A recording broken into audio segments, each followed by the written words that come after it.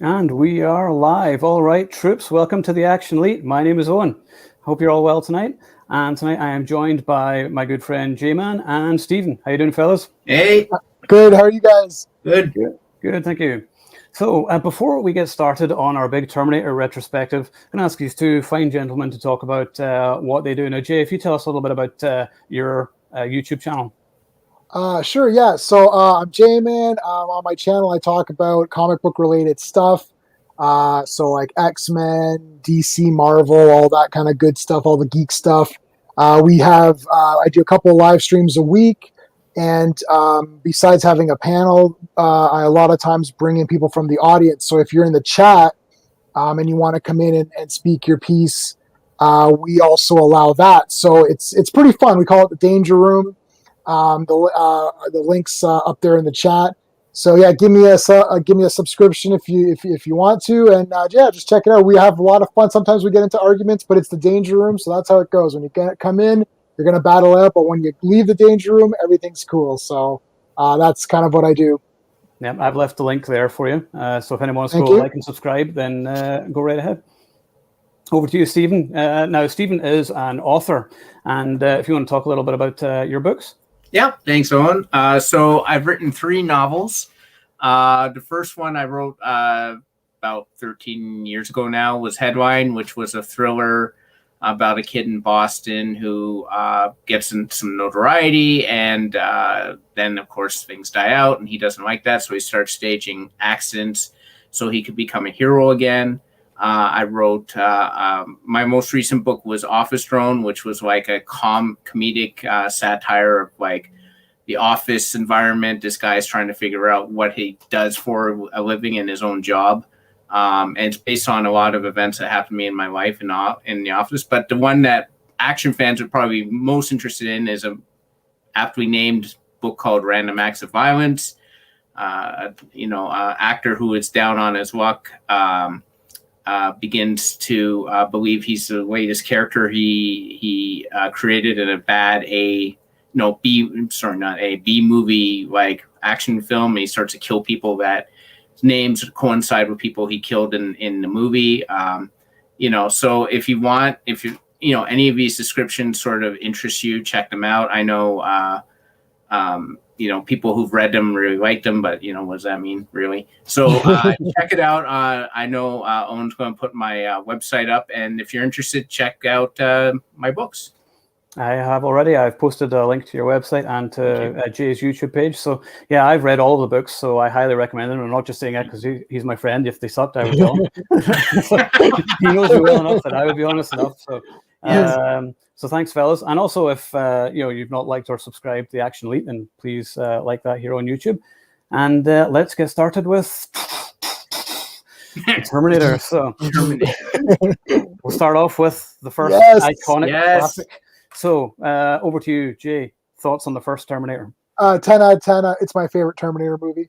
I don't know if that's a hot take, but I saw that. Are you guys ready for this? Steve might know this. Owen, you don't know this.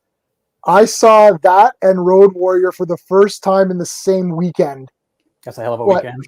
And listen, I don't know how old I was and what movie I saw first or second, you know what I mean? But mind blown. It's like 2 top 20 movies basically in the same weekend. And I just thought Terminator was the greatest thing ever. And I've watched it so many times. Kyle Reese. I love the idea that there's a guy who just appears and he's naked, and it's like he's basically born in front of our eyes in the streets, and it's like now he has to survive.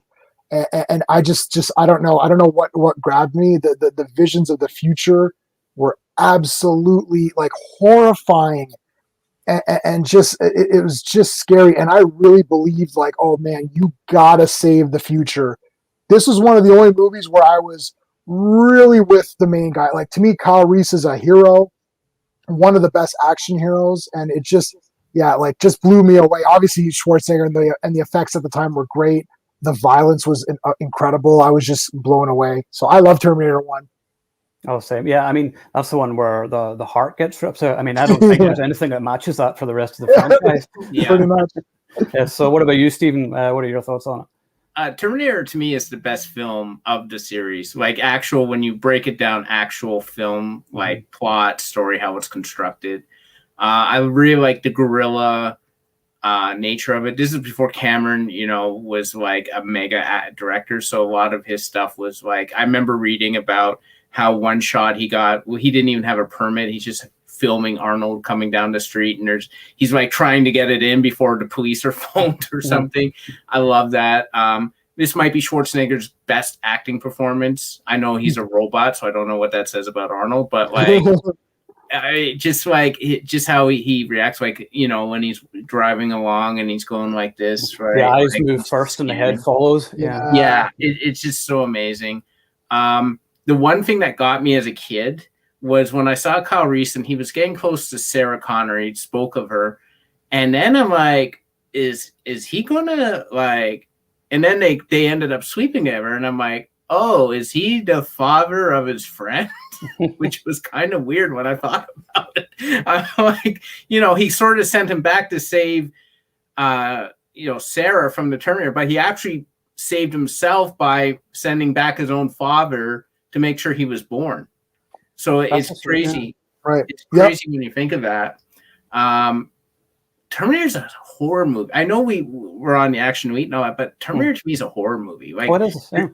There's so many horror elements. Like when they're in the police station and he's just mowing through the cops, and they send out Paul Winfield and Lance Hendrickson, and it's like, stay here. And I'm like, oh my God, I like these guys. They're just going to get wrecked. Like Schwarzenegger's unstoppable.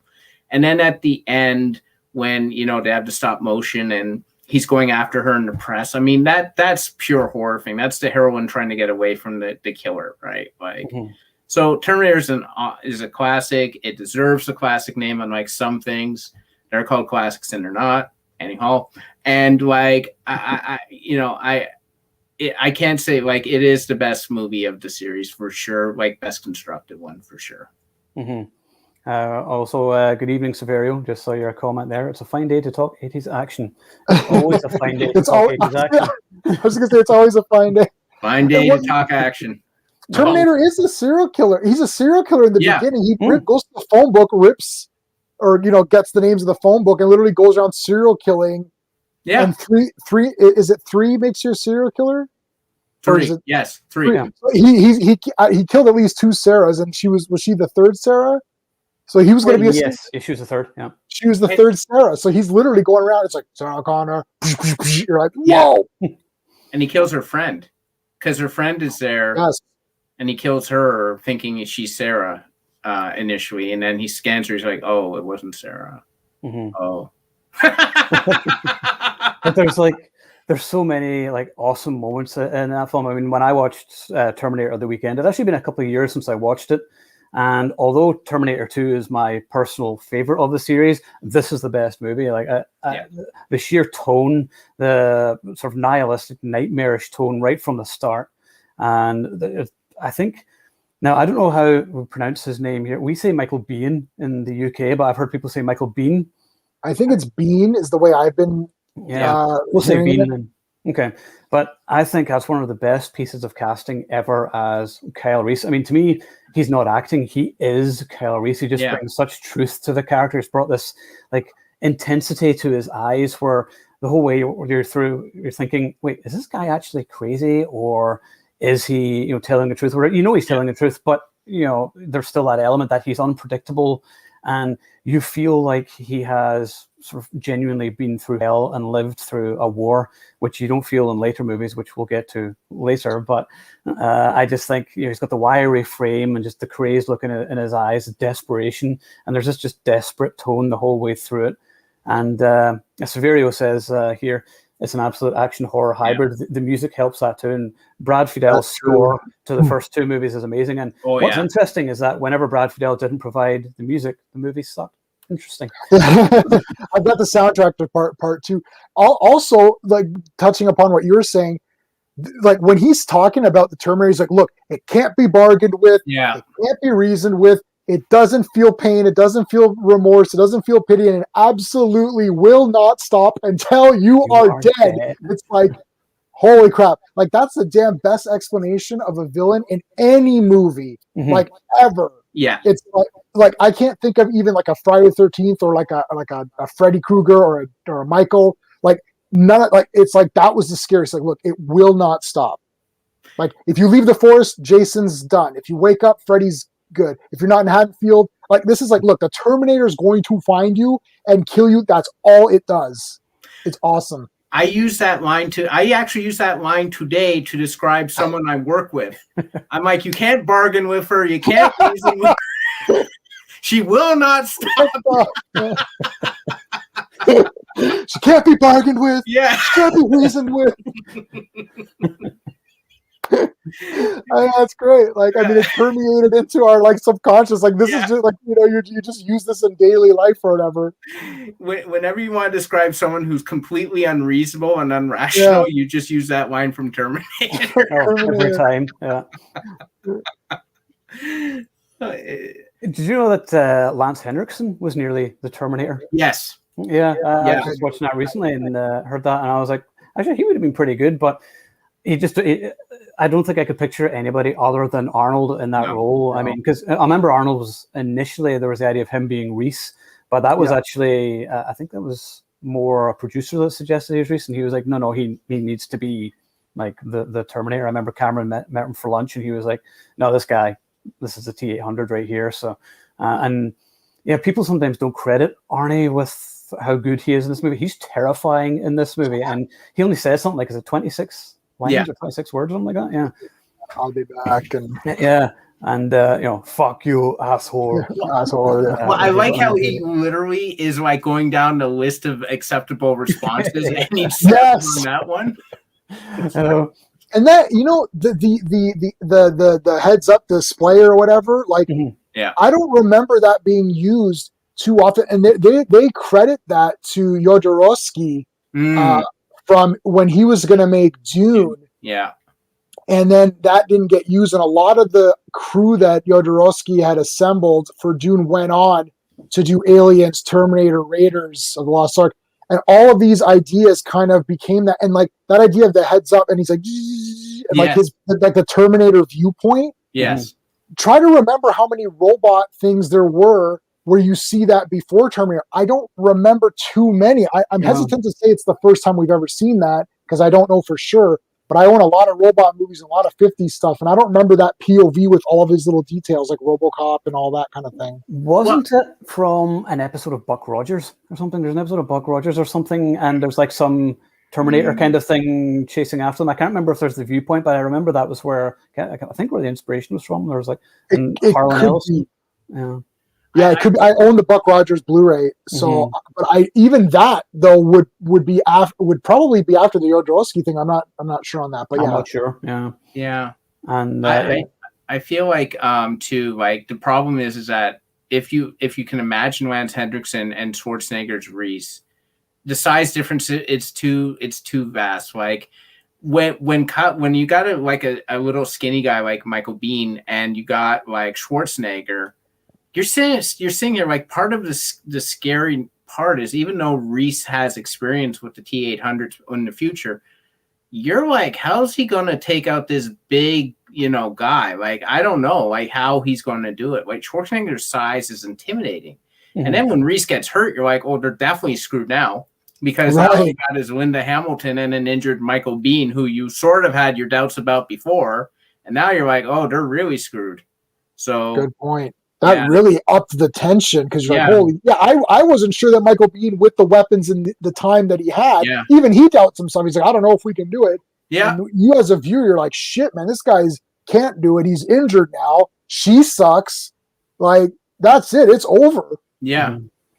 Yeah. And Severio saying here, O.J. Simpson was also near the it was funny. I was reading about that too, and O.J. was suggested by a producer, but Cameron never really considered playing him in the role. He was like, that's not really going to work, so it's no wonder. But just speaking of Linda Hamilton, I think, well, I mean, she does get a lot of credit, particularly for T2, but just her transformation, I mean, to see her from this movie and then in the second movie, just the performance she gave is fantastic. I mean, she made Sarah Connor so sympathetic in this movie, and it's almost like she's a completely different person.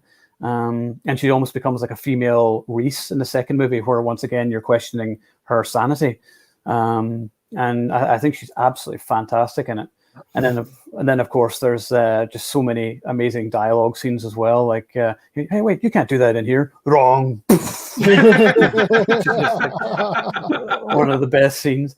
And I think I think their love scene really is impactful, because a lot of times they throw these scenes in for gratuity, right? Like, we want to see nudity, but I didn't feel that in this. Like, a lot of times when you go back and revisit some of these movies, you're like, oh, here we go, right? Here's the scene. But when you're watching this movie, I get really invested in their relationship, and I think because it feels like so genuine throughout the whole thing. Like, again, credit to Linda, credit to Michael, and credit to Jim Cameron. But like, it wasn't just like we just watched Double Impact or whatever, and they have the sex scene. You're like, yeah, that's here because there has to be a sex scene, right? But it really felt real in Terminator, more so than in other action movies or horror or sci-fi, really, because it's all three of those. But it was necessary to drive the story forward, and that was the thing. Right. That scene had to happen that was the creation of John Connor. But once again, like, it wasn't even sort of a scene where like, oh, that's nice. You're like, no, there's a desperation to it. It's almost like they know that time is limited, and Reese kind of knows that he's doomed. And that just sort of really adds to it all, and just sort of makes it all the sadder, really. I agree. It's a fantastic scene. But then there's also a line of dialogue which I say nearly every day, and it's always nice night for a walk. And Ed will tell you that I say that all the time. Anytime I go out for a walk at night time, it's always nice night for a walk. I have to say that. It's my thing. So was that Bill Paxton who said it, or was it what's his name? You got Brian Thompson and Bill Paxton. Yeah. And I think it's actually Brian Thompson. I think it is Brian Thompson. Wash day tomorrow. Nothing clean, right? Nothing clean, right? Right. Yeah. Your clothes. Give them to me now. Yeah. I think Jim Cameron has killed Bill Paxton in every movie he ever did. Unfortunately, before Bill Paxton passed away, like when I saw him in Titanic, I'm like, somehow he'll kill Bill Paxton here, even though it's not taking place during the Titanic time. Even his wife killed him in Near Dark. His wife's like, "Hey, let me use some of your boys," and it's like, "I'm gonna kill them off in my movie now." It's like, all right, I gotta go for it. It's like fodder. Well, Severio says it too. Nice night for a walk line is what me and a co-worker share at least once a week as well. I think you just have to, if you're not quoting Terminator or even living. That's a good question. Was actually going to say was I didn't actually know this before. When I was watching a Terminator the other day on there's Sean. Hey, Sean. The studio wanted Reese to have a cyborg dog with him. Yes. And Cameron was like, no. Oh dear, no way. The notes from the studio are often hilarious, right? Like they often are like, why don't you just give him, because they're always thinking just like merchandise, right? Like they're always thinking like, hey, can we give this, like, can we make this more family friendly so we can get more families in? If he's got a cyborg dog, maybe that would be cute. And like, do you know what movie you're making? Like, just be cognizant. I was like, what are you thinking? No, I mean, to me, there's very little that's at fault with this movie. Like, the music is still amazing. Like, yes, some of it's a bit 80s, but that's part of the amazingness of it. But the music, the sort of low hum kind of music, whenever the Terminator first appears, it's just so menacing and just really adds to the whole atmosphere of the whole thing. I think it's fantastic. And even the stop motion, it's kind of dated, but who doesn't love stop motion animation? I mean, I'll take that any day over anything.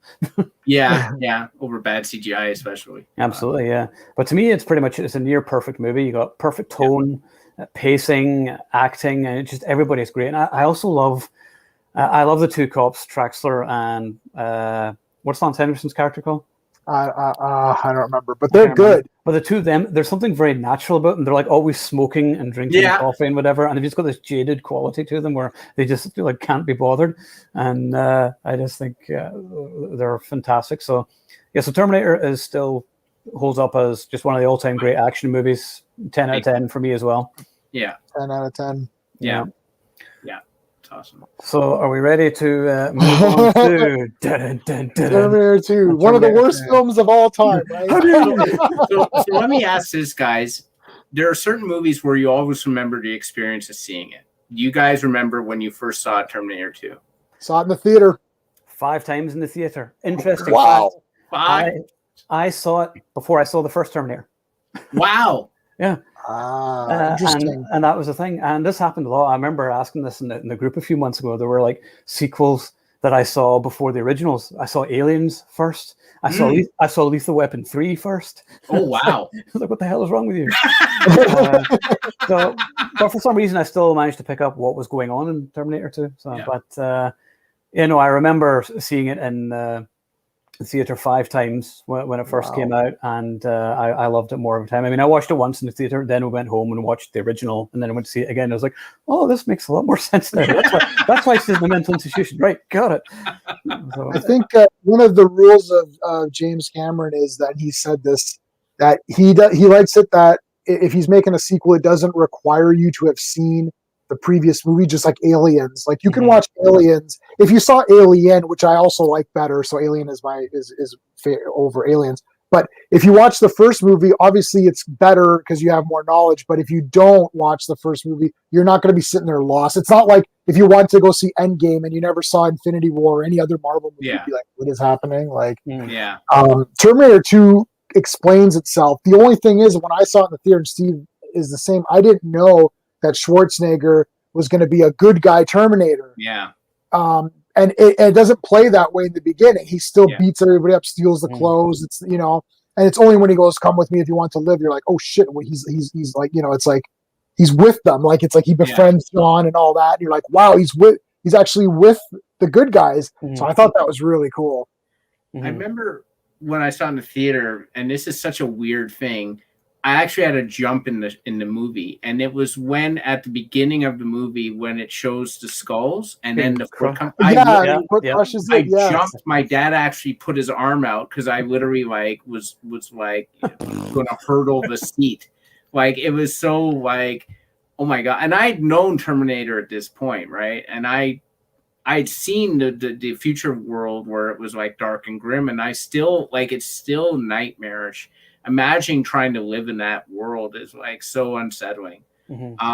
Terminator 2 is my favorite of the Terminators, though there is, and I hate to say this, there is a problem, and the problem is John Connor. Correct. Edward Furlong's character gets better as the movie goes, but the scene, the joke where douchebag he's scene, fighting with the Terminator, and then the guys from the gym show up. I hate that scene. Giving them mouth.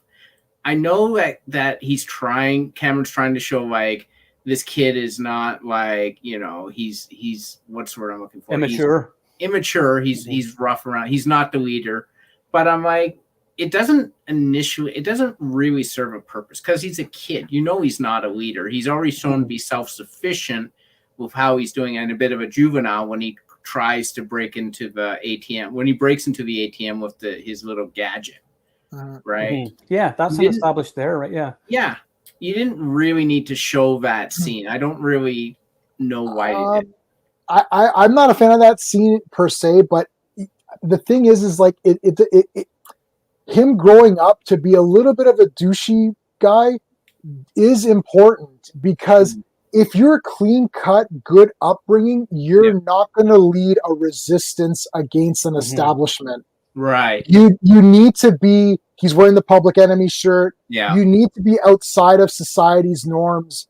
You know what I mean? Like, he's a rebel. So he's always a rebel. Yeah. Right? Yeah, he's literally a rebel. And the thing is, it's like, and that's just showing, he's like, get out of here, you douchebag. And you're like, screw you, kid. And the thing is, we're thinking, what a douchebaggy kid. Like, what's his problem? They're trying to help him. But he's got to be a bit of a douchebag in order for him to become that person. Like me growing up with my perfect little family, or not me, I'm just saying someone growing up with their perfect little family is not going to want to go against the system. They probably be dead.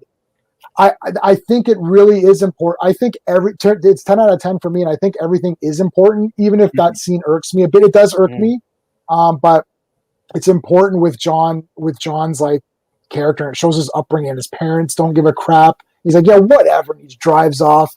He seems douchey, but that's the kind of person that would, rebel and say, F you, I'm not taking this line down. You know? So she's not my mother, Todd. Yeah, that's great. And that's the kind of guy. Well, that's the guy who's going to lead the resistance, not the good little boy with his socks up to his knees and with his little lunchbox going to school, right? Like that wouldn't work. Yeah, that wouldn't work.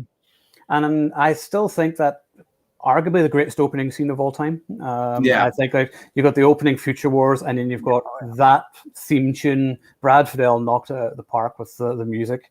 And you've got the endoskeleton coming out of the fire. But the thing is about like both the first and second movie, which none of the other movies ever captured, was the sadness to it and sort of the impending doom. I feel particularly the main theme,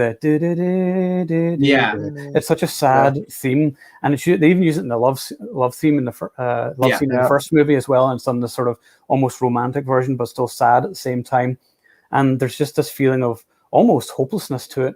That opening scene, it's amazing. And then you've got like the playground on fire, the carousel and everything. So haunting.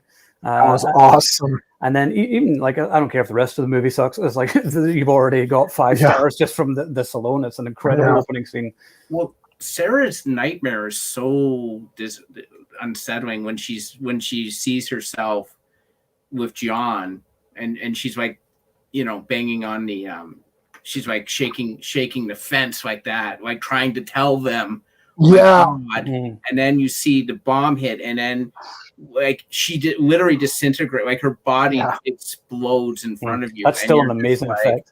The stakes in this movie are incredible because when the first Terminator happened, it's just how Reese telling her what's happening. And you're like, okay, whatever. Like this crazy guy, he doesn't even know what year it is. I remember when he goes up to he's like, what's the date? And he's like, oh, whatever. He's like, year. And it's like, what? Why? But in the second film, she now fully buys in, and you start to see it through her eyes and why she is willing to go and commit murder on. It's almost like a Minority Report thing where he hasn't committed the crime yet, but she's going to execute him anyway. Well, she's a Terminator. That's the point. She suits up as a Terminator. She puts on the sunglasses. Yeah. She is a Terminator now, and that's the point, right? Like she's like it's her transformation into a Terminator, into a human Terminator. She goes to terminate Miles or whatever, Dyson, and it's like. And then she comes to, like, John brings her back saying, look, whoa, Mom, what the hell's going on here? Like, you're a Terminator. And she's like, holy shit, like I am a Terminator. What am I doing? That was the damn best. Man. Sarah, like that entire Sarah Connor transformation, especially if you watch 1 and 2 back to back. It's just like impossible. It's so good. It's like a different person. I'm just going to name drop for a second, but I met Linda Hamilton a few years ago. It was in Fan Expo in Toronto. And I talked to her about Terminator 2, and I said to her that you deserved an Oscar for your performance as a particular Terminator 2. I said, because the character arc, how you change from the first movie to the second movie, he said, is one of the best pieces of acting I've seen. I said, not even just in an action movie, but just in general. I said, your performance was fantastic. And she said, she says, well, thank you so much. Which took me on. She's like, thank you, sweetie. She said, that means so much. She says, but I don't need awards. She says, I love coming to speak to fans like you. She says, that's what I prefer doing. Oh my God. That's why you're so awesome. And then I asked her about the ending of the film. And now, you know how there's like 3 different cuts of the film on the Blu-ray? I actually see that Severia was asking, do you think the extended cut is better? I like the extended cut is better, but not the one with the alternate ending. You know, the one where you see the old Sarah and I don't like that. Yeah, I don't like that. Linda Hamilton didn't like that either. I remember I asked her about that. And I said, what do you think was the better ending to Terminator 2? And she said, she has a theatrical cut. She said, I didn't like the makeup. She said, I didn't think it was particularly convincing. And she said, if there's one thing I've learned, it's just to trust James Cameron. And I was like, amen, sister. And I thought she was fantastic. The 2 things I did like from the extended was and Samir scene with Linda and her twin. I really like that scene where they're actually going in and like finding out about the Terminator. And then I like the scenes because this was a little bit, you sort of could explain it in your head, but you didn't, is you see the T-1000 start to break down after he comes back out of the liquid nitrogen, and that makes sense because you almost begin to wonder, like, when he's he's got Sarah in the steelworks factory and he's got her up and he's like pointing with the finger and it's elongating, and then she's like, fuck you, that sort of thing, and I'm like, oh, she's dead. Right when I first saw him, like, well, Sarah Connor's dead. She's sacrificing herself. And then you see her at the end and you're like, why would the T-1000 let her live? But if he's malfunctioning already, then maybe he's not really, doing that because, before then he was indiscriminately killing. Like Todd was there talking and he was like bitching to her and she's just like, and he's dead. I love that scene. Right? The sound effects is awesome. It's very wet. yeah. So why wouldn't he? But like with that little piece, it sort of explains like that's maybe why, because he started to malfunction. He was losing control over his body. I think he's a little bit sadistic anyways. I think they've programmed him to maybe on some weird level enjoy what he's doing. And I always felt that there was some sinister. He didn't seem as cold as the Schwarzenegger, like the 800, where it's like, I'm just going to kill you. He seemed like, because he had to have more personality. The way blend that in. Yeah. And I think within blending in, just like all AI, you start to develop. And I think by the end of that movie, you start to develop a liking for this idea that he can just kill anybody he wants. And maybe just some deep thing inside him where he's like torturing her and liking it. And it's kind of creepy, actually. Kudos to Robbie. It's really creepy. And the scene you're talking about with the drilling of the head and taking out the chip, that's an important scene because John Connor makes the call. Sarah Connor says, we're breaking the chip. It's done. You and me are on our own. He's like, no, if I'm supposed to be this big military leader, we need this guy. Check your feelings. I'm making the call. That's important because John Connor was not doing that. Like, this is his first command decision against his mom. It's like, oh, like, listen, Mom, you taught me, but now you got to take a step back. You're too emotionally involved in this. Like, we need this Terminator, right? So, but the thing is about this movie, it has probably one of my most favorite lines of dialogue from any movie, and it's a profound line, and it's one I quote all the time, particularly over the past year. It's in your nature to destroy yourselves. Yeah, I like that. And I'm just like, that just sums us up perfectly, particularly just the way people have behaved this past year.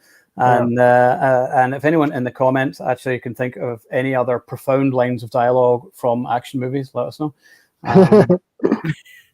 I'm trying to think of some. I thought the line from The Crow, your childhood's over the moment you know you're going to die. I always thought that was kind of strangely profound as well. I mean, it's not an action movie, but I have the poster of this and I love it. J-Man's the one who actually said it to me. It's from the Brothers Grimm, and it shows what's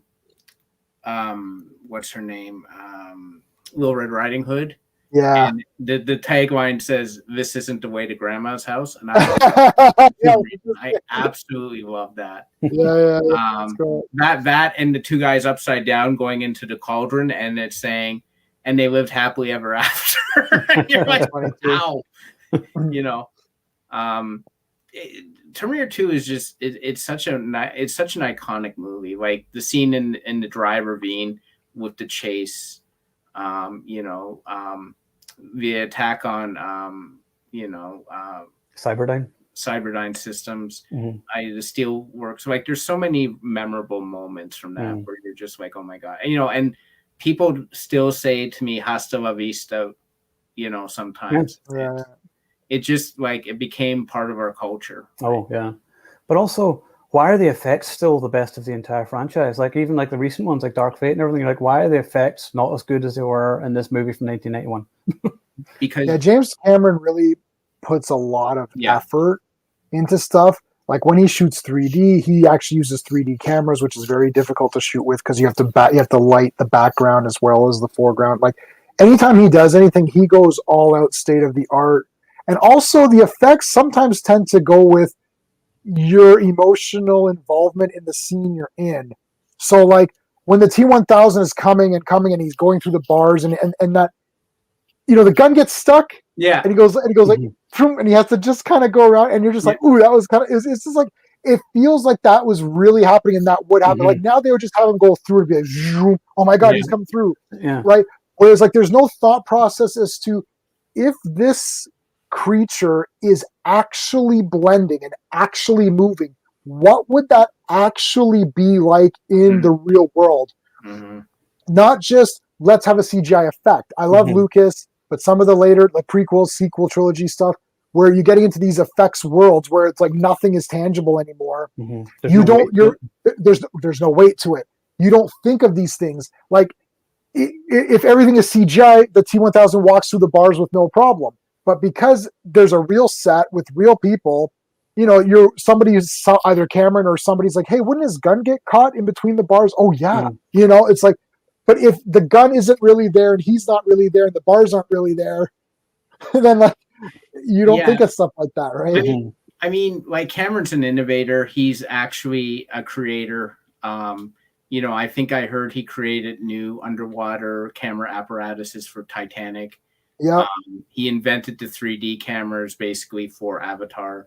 Like Cameron, to Jay's point, is 100% cares about the movie experience, cares about, you know, the viewer experience, and that's why I think he continues, like his films continue to for the most part just be a marvel to watch and such a treat to watch. He's like one of the few directors who transports you to a different world and a different time, and it feels seamless. It doesn't feel contrived or fake. And also there's real stunts, and there's not the digital stuntmen which you get. I remember when we're talking about Dark Fate. We can talk about all the CG stuntmen in that, but yeah, I mean, like you go back, you watch any of the action scenes from T2, they still blow you away. Like Arnie with the minigun or whatever you call it, shooting out the police cars. You're like, that's still an amazing scene. The chase through Thunder Road, where that's the motorbike being chased by the truck, just all that. Awesome. I mean, that's all just perfect. There's a whole bunch of comments here from Sean. Sean, you're actually supposed to be in this, but I don't know if anybody sent you the invite. But are we able to add Sean? Sean, do you want to actually join in, or are you happy just watching? Yeah, you can let us know, Sean. Yeah. So yeah, he says there were weird random robots in the 90s Kenner Terminator figures that might suggest there was a failed cartoon in the works. That wouldn't surprise me. It probably was. And then that would be weird. Yeah, the Kenner playset where you infuse skin to T1. Yeah, I remember that. I remember that. That's right. And then he's Connor needs to be street smart. Yeah. Yes. Connor showed his independent real age. Yes. Yep. Yeah. I'm cynical. Sarah just had plot armor. Ooh, controversial opinion. Oh, really? No way. No. Not in any of them. Well, at least not in the first two movies. She may have had plot armor in Dark Fate, but she didn't. No, God. She is the plot, right? That's the thing. Like she is the star. Mm-hmm. I heard James Cameron wanted Robert Patrick's character to be like Yul Brynner's character in the original Westworld movie. That's interesting. Right. Yeah. And I remember Cameron saying that he thought Robert Patrick had features sort of like a cat, and he made the T-1000 sort of behave like a cat, whereas like that, and sort of the way he is, and just that he's just sort of a quieter character, unlike the T-800, who's sort of like a bulldozer. He's very more economical in his motions. If you watch him, it's a lot like the original Nick Castle did in Michael Myers. Like just how he walks, it was very much like a cat, very sleek, very. And I love this scene too, where he's chasing him, and he goes up with his with the I forget what it's called. Like he's going up on the back of their police car, and they're dragging him along. And then John goes out and like throws the last piece of him out, and it becomes like the shine on his shoe, basically. And I'm like, that's so amazing, man. Just that is cool. I always thought they should have kept that. Did you ever think, oh, what if they keep that, but then he could track it through there, maybe? But like, I just thought it'd be so interesting. What if you kept that piece? Yeah, that would have been interesting to see if he started to malfunction earlier because you need that piece of him was missing. it also has one of the most painful moments. That poor cop or security guard, whenever they're breaking out of Pescadero with Sarah, and the cop comes out, and Arnie just grabs him and throws him head first into the cement thing, and just goes, and I'm like, he didn't deserve that. He's like brain damage. Oh, the T-1000 coming out of the floor. Floor, yeah. And just comes out of the floor. I'm like, that was amazing. Even now I watch it, and I'm like, why is that still so amazing? Yeah, my mother gasped when that happened. She gasped. She's like, "Oh my god!" I'm like, "I know." Yeah, that was so cool because it was just so unlike anything you'd seen before. Do you consider the 3D rides to be the true sequel to T2? Steve went on it, I think. Did you go on it? No. Steve, have you? No, I didn't make it. I don't think it was there. I've seen the video of it like on YouTube a while back, not recently, mind you, but it probably was because at least it actually had the original cast and everything in it. But I remember it was a little bit cheesy, but it was a ride. It wasn't a movie, but it worked. So, if you're a fan, by the way, of the first two Terminator movies, this Terminator Vault is an amazing book. Oh wow! I love these vaults. I've got Spider-Man vault. Yeah, and then there, and then it's just got all this amazing stuff inside, like all this postcards and things like that, and it's just an amazing read. So definitely a must-have if you like the first two movies. I think I'll probably review it on the site someday whenever I can find the time. So I think that was everything I wanted to say about T2. Has everyone said everything you want to? Will mention which our favorite version is, the theatrical or extended, or the extended without the I want the highway at the end. Yes. Yeah. I agree. Mm-hmm. Mine too. Yeah. Oh yeah. That's actually sort of just what I wanted to say about it was, although there is humor in it, like trying to train the Terminator to actually smile, where in later movies it's really lame and cheesy. I thought the humor worked in this because even she says, if a machine can learn the value of human life, maybe we can too. And then by the end of the movie, he says, "I know now why you cry, but it's something I can never do." Yeah. And then we're all like, and keep that memory in your mind, because I'm gonna bring all that back to you when we get to a certain movie. But yeah. Okay. Yeah. I wonder which one. Yeah. So there's like all of that stuff. I mean, just the characterization, the humor is never forced. Which is, we'll get to when I get to a certain one, because there's one of the movies which I despise, which we'll get to shortly. But next up, Rise of the Machines. 3, yes. So thoughts on this one, Jay? Go. Yeah, I saw it in the theater. I've seen every Terminator movie in the theater except for Part 1. Same. I really like Terminator 3. I don't love Terminator 3. If we never had another Terminator after Part 1 and 2, I'd be satisfied with my life. I'd have them on Blu-ray, and I'd rewatch them all the time and have the soundtracks and all that stuff. Now, if there's a gun to your head and they say you have to make Terminator 3, this was the best version that we could get with the gun to our head, where you have to make Terminator 3, because we've already targeted John, we targeted Sarah. What now? I like the idea that they send the Terminatrix, who's like smoking hot too, when they send the Terminatrix to eliminate John's, captains and commanders and colonels. Like, okay, we can't kill John. Let's kill anybody, his wife, anybody that has any association with him. At least that'll weaken John. I think that's great. Also, spoilers, the ending, Judgment Day happens. I like the idea. It is realistic to think that eventually man is going to create some sort of sentient beings, and those sentient beings may want to take over and rule over us. That might happen. Now, in the case of the first Terminator movies, that was a Cyberdyne system, whatever. It's like, okay, fine. Skynet, whatever. Skynet eventually becomes a thing. So I'm okay with that. So I like the idea that the other Terminator, Schwarzenegger, was sent back to not to necessarily protect everybody, but to make sure that John survives the assault, and we actually got the nuclear thing at the end. This is a pretty darn good movie. It's unnecessary because the movies ended perfectly, but if you have to have a movie, I will accept this one, and probably not any of them after this. But I will definitely accept this one as an enjoyable movie, a lot of good action. Kristana's awesome. So I like it. It's not 10 out of 10. I don't know what it would be. I can kind of think about it while we're talking. But I would say 7. 7? Yeah.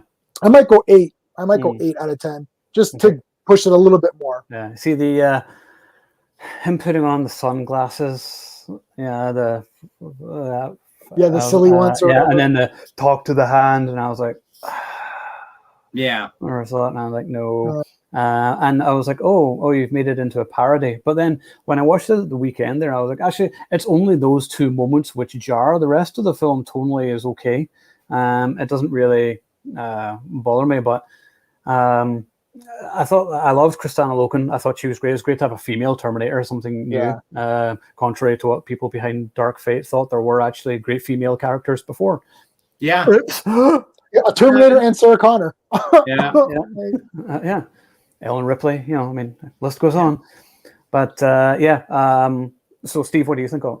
Yeah, I basically agree with Jay. The Terminator franchise after 1 and 2, you can get off at any point, is how I sort of look at it. You can get off after 2, you can get off after 3, you can get off after Salvation.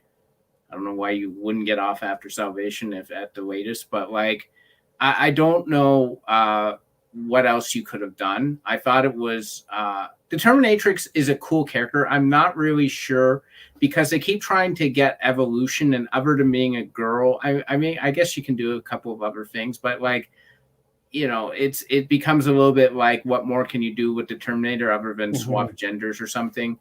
I loved it. For some reason, I loved the scene where he goes to Sarah Connor's grave and there's a rocket launcher. Yeah, that was very her. Yeah. He's like, Sarah Connor was, cremated and sprinkled. I'm like, that is so Sarah. Like, John, if you ever need a rocket launcher, go to my grave, sort of. Yeah, that's great. I love that, man. I love the grimness of the ending. I love the fact that Judgment Day is inevitable. I really don't have any problem. I love the scene where he's sort of on the back of the tow truck, and she's like ping-ponging out into That's traffic. The best scene. Yeah, apart from the ending, I think that's the best action scene of the film. The truck chase, I think it's a fantastic action scene. It still holds up really good. Good smashy in it. Yeah. But I mean, it is still more of the same. I mean, really, whenever you think about it, the movies are just, it's them being chased by a Terminator, and that's it. I mean, you know what you're getting going in, I suppose, but it doesn't really offer anything new until the last 10 or 15 minutes, which is what really elevates it for me. Yeah. Whenever you get to ending, I was like, oh, are they really going to do it? And, you just watch the world end, basically, at the end. And I was like, oh, that's amazing. If only that would happen in real life. I know. I was like, damn it. I was saying that today. I was like, everyone's talking about going back to work and everything, and I was like, look, I was hoping by this time this year we'd be in Mad Max cars and fighting over gas. I mean, we're fighting over gas, but instead we've got to go back to the office and things. I was like, but I don't want to. Oh my god! Yeah, that's the new Judgment Days. Go back to your crummy life. Yeah, basically. I don't want to come back. Be an office drone. Yeah, that's. Did you get that email? It's like, no, I didn't. I liked Claire Danes as Kate Brewster or Captain Brewster. I thought she was really nice and likable. Nick Stahl, what did you think of him as John? I don't know. It's tough because our first John was Furlong, and then I didn't hate him. He was okay. Yeah, I wasn't like dying over him, but he was passable, I suppose. Yeah, I would say the same. He was passable. I mean, I didn't love him. That sort of burnt out, haunted look. I'm like, is that acting, or you just really like that? Because he has quite a troubled life. I remember he went missing for a while. Yeah, I remember that. Yeah, it's kind of like, are you just? Is that how you are, or are you actually acting? Like, that's sort of the problem when you get one of these troubled actors in a role like that. But he was good. I really like Claire Danes, which is something to say because I generally don't like Claire Danes. I didn't really have any problem with it. I mean, having Schwarzenegger back obviously was the big thing, and you really can't replicate the presence he brings to any movie. Yeah, no, I mean, to me, the first two are masterpieces and two of the best action films ever made. That's just period, the end. Yeah. And then there's sort of elements of the other movies that you can enjoy, but none of them ever come close to them. Whenever, wait to hear this, whenever I went to see Genesis in the theater and they did a poll beforehand, what's the best Terminator film? People voted for Terminator 3 over Terminator 2. Yes. I was like, I am burning this place to the ground. I was like, you forfeit the right to exist if you think T3 is a better movie than T2. I had a coworker actually try and argue that. So it was me and this other guy. So they were arguing about T2 versus T3. And then they came to me because I was the movie guy. And they're like, do you like T2? I'm like, is the sun out? Like, yes, I like T2. And they're like, do you like T3? I'm like, yeah, I like T3. They're like, and he was like, well, T2's better than T3. I'm like, I'm wearing pants. Yes, that's just the case, right? Fact. She tried to convince me that T3. I'm like, well, listen, I like T3, but let T2 surpassed even what that film was, like what it brought to the film industry. It's like Citizen Kane. What it actually did outside of those four walls actually surpasses what happens within the film. Mm-hmm. And the same was with Terminator 2. It's like what we say a lot with 89 Batman. It's not now just a movie. It's a cultural phenomenon. And Terminator 2 was basically the same way. Mm-hmm. Yeah. Terminator 3 doesn't replicate that. Yeah, I mean, well, none of the other Terminator films did after T2. No. I mean, T1 and 2 changed the industry, and Cameron is always innovating with visuals and technology and things like that. I mean, he's just, that's the way it is. Yeah, I mean, the rest of them are just sort of passable and trying to recapture the magic, and they never really do. This one, yeah, I enjoy it. I mean, that's the first time I watched it for a while. The score by Marco Beltrami, it's okay, generally forgettable. It doesn't really use the theme tune. You got a bit of the future war at the start. I mean, let's face it, that's what we all want to see is the future war, which we'll get to in a second with the next movie. Although before we get to the next movie, let's go through a whole bunch of these comments here. So Severio says, I was shocked that T3 was actually rated R looking back on it. Yeah. I think there's only one scene really which would make it rated R, and that's a scene where the TX punches through the guy's chest and from the backseat of the cop car. Yeah. Was there swearing in it? Because 2 F words gives you an R no matter what your content is. Yes, there's some swearing in it, I think. Yeah, a couple of F-bombs. Yep, 2 F-bombs, and that's an R. Yeah. So Sean says, no invite that I can see. Wife is the office. Happy to watch. So he's good to watch. Okay, no worries, Sean. We'll have you on a later show anyway. So I don't see how anything could top the T1000 technology-wise. It just seems to get a little silly, I guess. Yeah. The TX, the FX. Yeah. Batman doesn't seem. Yeah, I think so. Yeah, I mean, there was nothing innovative about this movie. There was nothing where you were like, "Wow, I haven't seen that before." You were like, "Oh, it's that." Why does the TX not look as good as the T1000 doing whatever they want to do? So, and Sean says, "I thought the Terminatrix was sort of lame in her reach." Yeah, she was attractive though. Yeah. It looked like they needed a gimmicky Terminator to compete for the T1000. Yeah, that's exactly what she can shoot the energy. Like, she has energy weapons, which they didn't have. They could never bring back energy weapons. And she could do the nano technology and instant control stuff. Yeah. Did we ever find out who ordered the beef? That was in the first movie. That's in the first movie where she's the waitress. Got it for me, big buns. That's a good question. I felt T3 was totally all wrong. It kind of lost its horror roots. Absolutely. I think most of them did. I agree. Yeah. Terminatrix was skeleton with a liquid metal coating who could control machines and was a woman and pick one thing that stands out and stick to it. Absolutely. Well, she could shoot. She had energy weapons or whatever. So that was kind of cool. Yeah, I mean, she was okay. She wasn't bad. She wasn't bad. I mean, why wouldn't Skynet create different variations of Terminators, which we're going to really explore in the next one? But I'm okay with that. To me, it's going to be like the T1000's the CIA covert operations guy, right? Yeah, he comes in and blends and whatever. The other ones are just like the troop soldiers, right? Like the 800s, they just go out and destroy shit, and they don't pass the test. The dogs sniff them out, right? So it's like, the Terminatrix is like, I don't know what her role is. I'm sure it's on Wikipedia or something to explain what the X series does or whatever. Yeah, it's just that, like, after the 800, they're all infiltration units. Like he explains, Reese explains their infiltration units.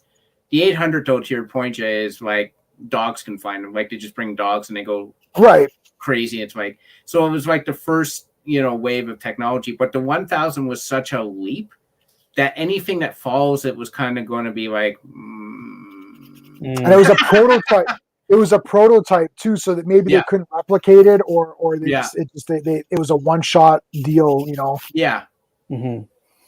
Yeah, T3 deleted scene with the Arnold soldier. His body was used, and he's got a weird voice. Yes, do you remember that deleted scene? And it's like the Arnold's character was like a soldier or something like that, and then they were going to design from it, and he had this stupid voice.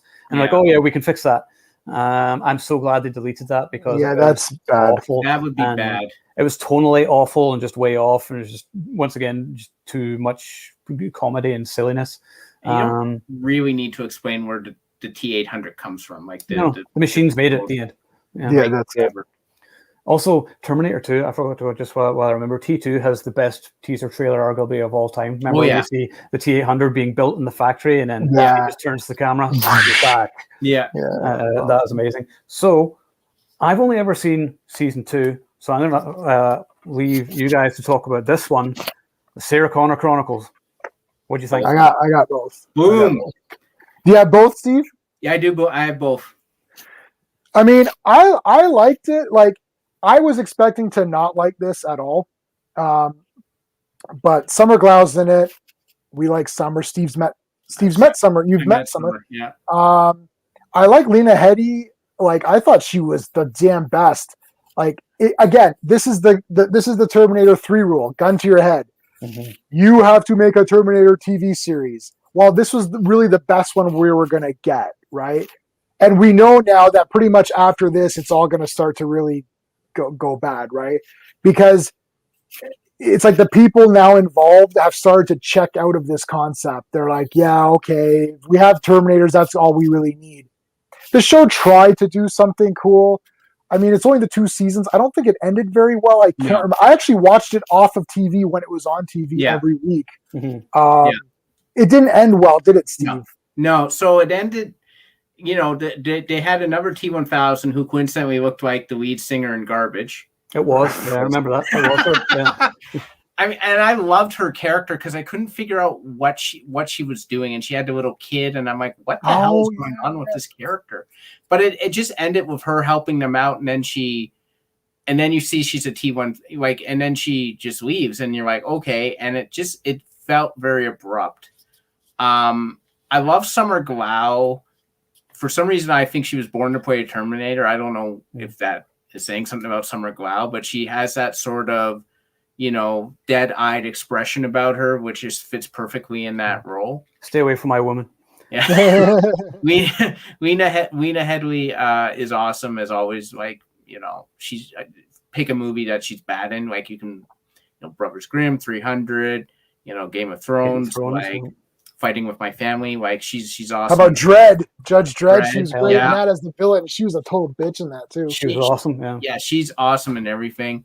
And it's great to just see, like, you know, again, it doesn't have to be made, no, because you sort of see, Sarah's starting to get sick, which ties into 3. But I will say that at least it felt part of the Terminator world, which, especially later on in the films, I'm like, whoa, we took a left turn at Albuquerque, and we ended up somewhere weird, man. You know, like, I will say that it was good entertainment for what it was. It should have ended better. That's it. Yeah, I remember watching the first season. I can't remember if I saw the second season. I don't think so. But we enjoyed it. We thought it was good fun. Felt like Terminator and everything else. I even had the music, the in the opening credits and everything. So that was cool. So yeah, I thought it was pretty decent. Yeah. So Alex says, if the Terminator is an infiltration unit who can mimic voices, why does it speak with a thick Austrian accent? Interesting point. Well, that's his normal voice, right? So when he infiltrates, you know, Wolfie, what's Wolfie's barking? Is he okay? Your foster parents are dead. Let's go. Yes. T-1000 couldn't turn into vehicles or devices like a bomb, which would be the next evolution, but that's too far storytelling wise. Yeah, I agree, because if you had a T-1000 turn out and it can turn into a bomb, then it would just blow up John Connor. Like, I don't know what you would do after that. So yeah, season 2 finale gave us a cool idea for season 3, but they had to cast young John in the future. Would have been mad. Yeah, it would have been good. Yeah, sure. Yeah, no, I know that was her, and just think you can remember the name. And to fight Skynet, you had to build a good version if it wanted to protect life. Oh, yeah. Sean says, the show was dope. Never explained good T-1000 with the kid, which was interesting. Yeah. I would have liked to have seen how you reprogram a T-1000 because it's liquid. Yeah. Yeah, how do you reprogram that? Yeah. I never watched the show. It didn't look interesting to me. It's better than the movies that came after, probably. Oh, yes. Yeah. Although, on to the next one. Salvation. Now, I'm going to give a controversial opinion here. I actually like this one. I don't hate it. I think most people remember. What don't you fucking understand? Is the main thing from it. I do remember that. I remember that too. Yeah, I think that was the most famous part of the movie. Yeah, I think so. But in fairness, it almost got it right. There's stuff that I liked about it. I liked that it's finally the future war, and I was like, oh, okay, but it's not really because it's set mostly during the day. There's no lasers. Why are you still using normal boring guns? I want the laser guns and nighttime and everything else. And it was sort of almost there. You almost feel like it was sort of getting there. And I personally would have rather to see a sequel to this rather than the next two films to see where they went with it. Because there were some interesting ideas here, but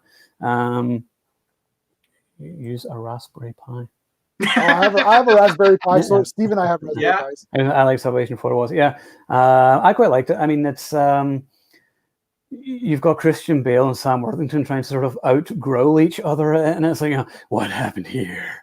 And they're all trying to do like their Clint Eastwood voices, and then you've got Christian Bale basically doing his Batman voice. Yeah, I'll be back. And but I do.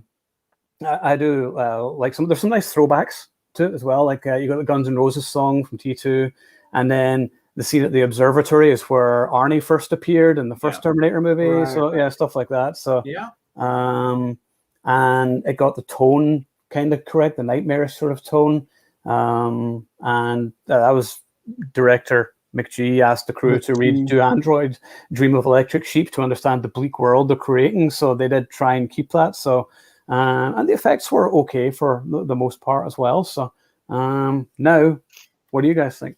I mean, like, okay, so I saw it in the theater, and I've read "Do Androids Dream of Electric Sheep," and I've seen Blade Runner a bunch of times. Okay, this is the first movie now where to me it is now not Terminator anymore. This is the ship of Theseus argument, which I always bring up now that WandaVision has brought that out to everybody. At what point in time is this now not Terminator anymore? Terminator has to be. There's something going to happen in the future that's wrong. We have to prevent it. And that is not the case. Now you're into, this is an action movie only. And it's Terminator because there's Terminators in it, but really they're just robots or whatever. So it's not the future that we were promised from part 2, but it's not the part 2 future. It's the part 3 future because Skynet was built later. And so maybe it's not exactly the same. So maybe by the second or third sequel to Salvation, we would have gotten to more the dark, the sun is blotted out because of all of the fallout. The nuclear winter. The nuclear winter. Yeah. Sean says here, no nuclear winter. Oh, yeah. Okay. So, I know. And we're not seeing that. So now I'm just watching an action movie and not a Terminator movie in my mind. I know they have all of those things. They have Arnie at the end. But it's not the Terminator formula. It's like Die Hard 3. Like, as soon as you leave one location, it's not Die Hard to me anymore. Now it's an action movie. So, as an action movie, I can agree with you in the sense that was pretty cool. There's some pretty good action scenes. The robots were kind of neat. It was cool. It was okay. But it's not Terminator, and it's not dark enough, and it's not. If part 3 wasn't dark and scary enough, then this one certainly wasn't. I was not in fear of the future. Like, I'm thinking, if I was in this future, yeah, maybe I could survive. When I'm in watching part 2 and they show me the future, I'm like, oh yeah, I'm dead. I'm not surviving this thing. I'm toast, right? That's my problem. It's like it's just become an action movie, and it's lost its Terminator quality. I think it was getting there, though. I mean, that was the thing, is I was sort of setting up early, but I would have rather just, like we were saying, I think before, why do we need to see the origin of everything? Just show us the actual future war. That's what we want to see. I want to see what is it John Connor actually did to save mankind. Right. That's the only thing, the only story that's left to be told. And that's what I was hoping this was going to tell us. and then it was just sort of open for another sequel, and you're like, oh, you're not actually going to explain anything. Yeah, I'll explain it in 3 movies from now. Okay, well then let me know when that one comes out, and I'll go watch it. Yeah, right? Exactly. Yeah. Over to you, Steve. Yeah, so I actually own the poster for this movie. I love the poster for it. It's like the destruction, and then it forms the Terminators, like, and those, chassis and whatnot. Yep. I agree. It doesn't make any sense. I know. So I feel that this decision not to have it at night was probably like a studio executives were not spending $180 million for a movie set only at night, sort of thing. It doesn't make sense in that world because, wow, that was the fastest moving nuclear winter I've ever seen. Like now we're a day at the beach, maybe not to that extent. But the action is really good in it, and there's a lot of it. I remember the one scene particularly where they used the what do you call it, the manhole cover as a deflection for a rocket or something in the sewer. I love, like, the action's good. It's way better than has any right to be from a director whose name is basically sounds like something I can order from McDonald's. Give me the McG. But fries for that. Yeah, I mean, I don't really know why pregnant Bryce Dallas Harper was there. She's his wife, but I was kind of like, why? It's just no one mentions that she's pregnant or anything. She just happens to be pregnant there.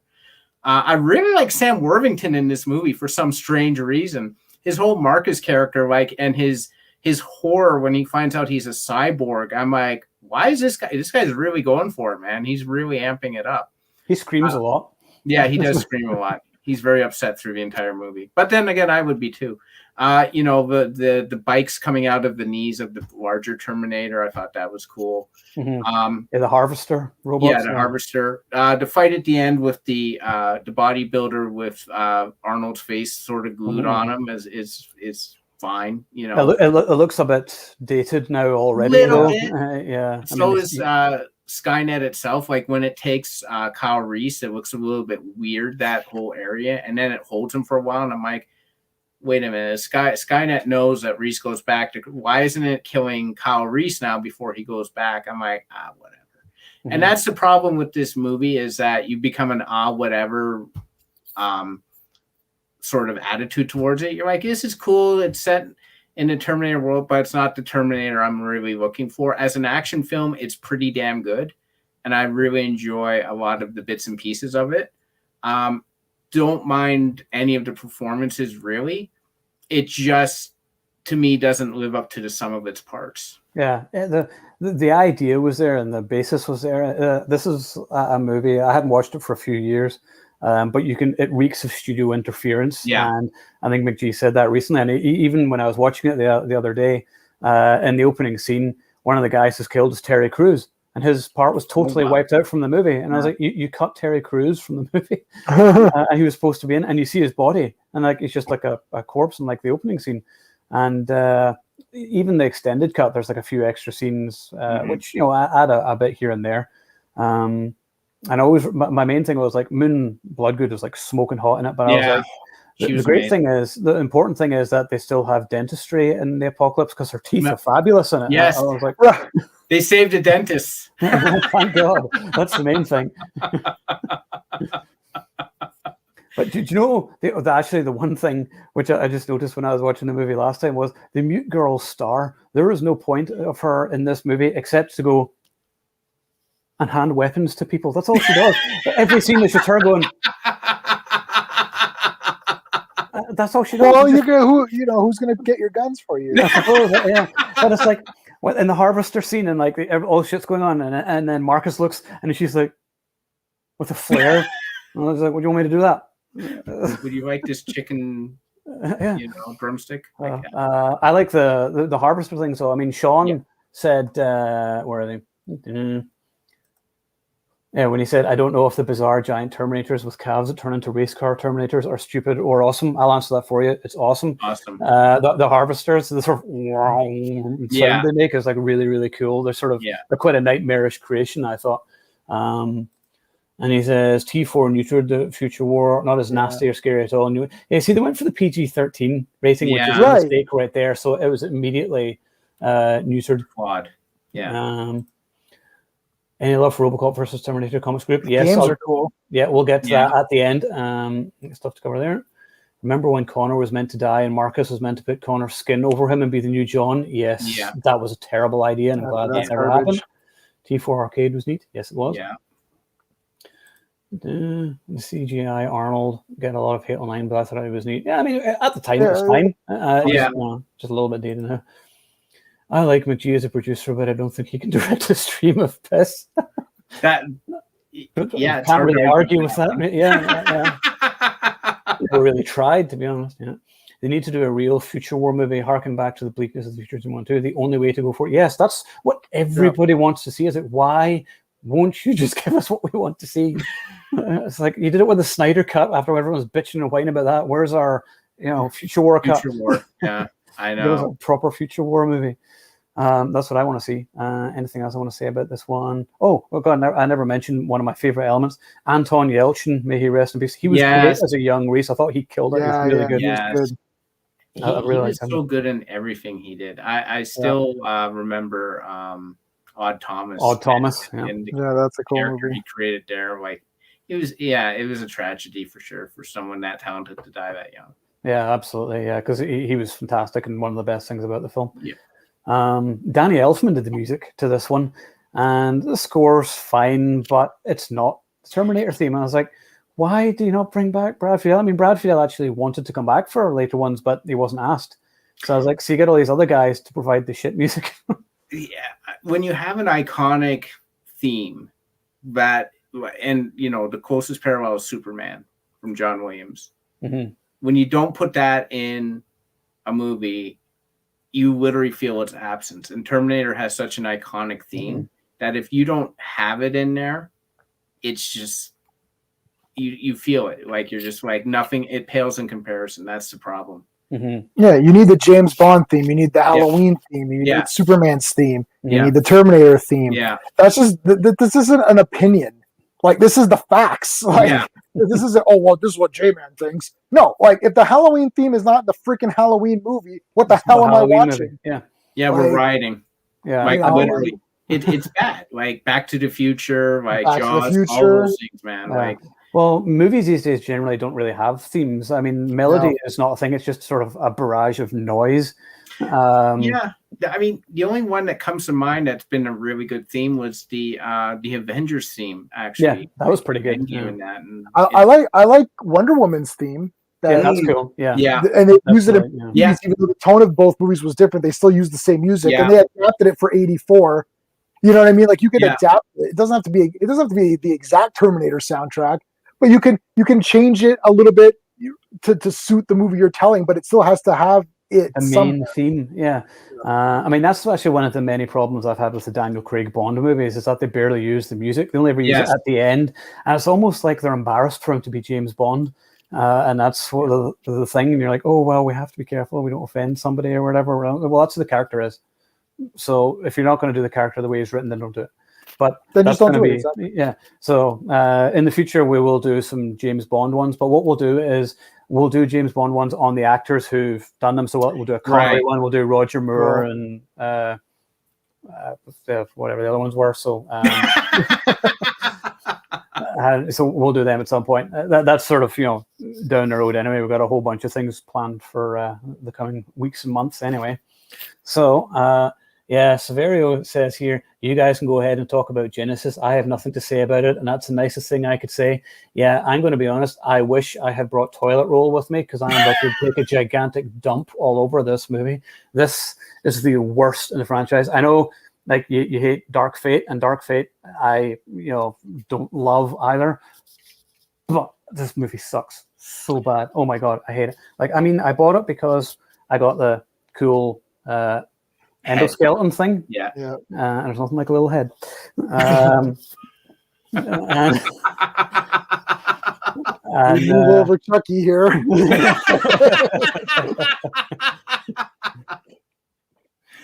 So like This is the worst of the franchise. I hate nearly everything about it. For one thing, the big twist was spoiled in all the trailers about John Connor. Yeah. You're like, oh, right. So there's literally no surprises about this movie.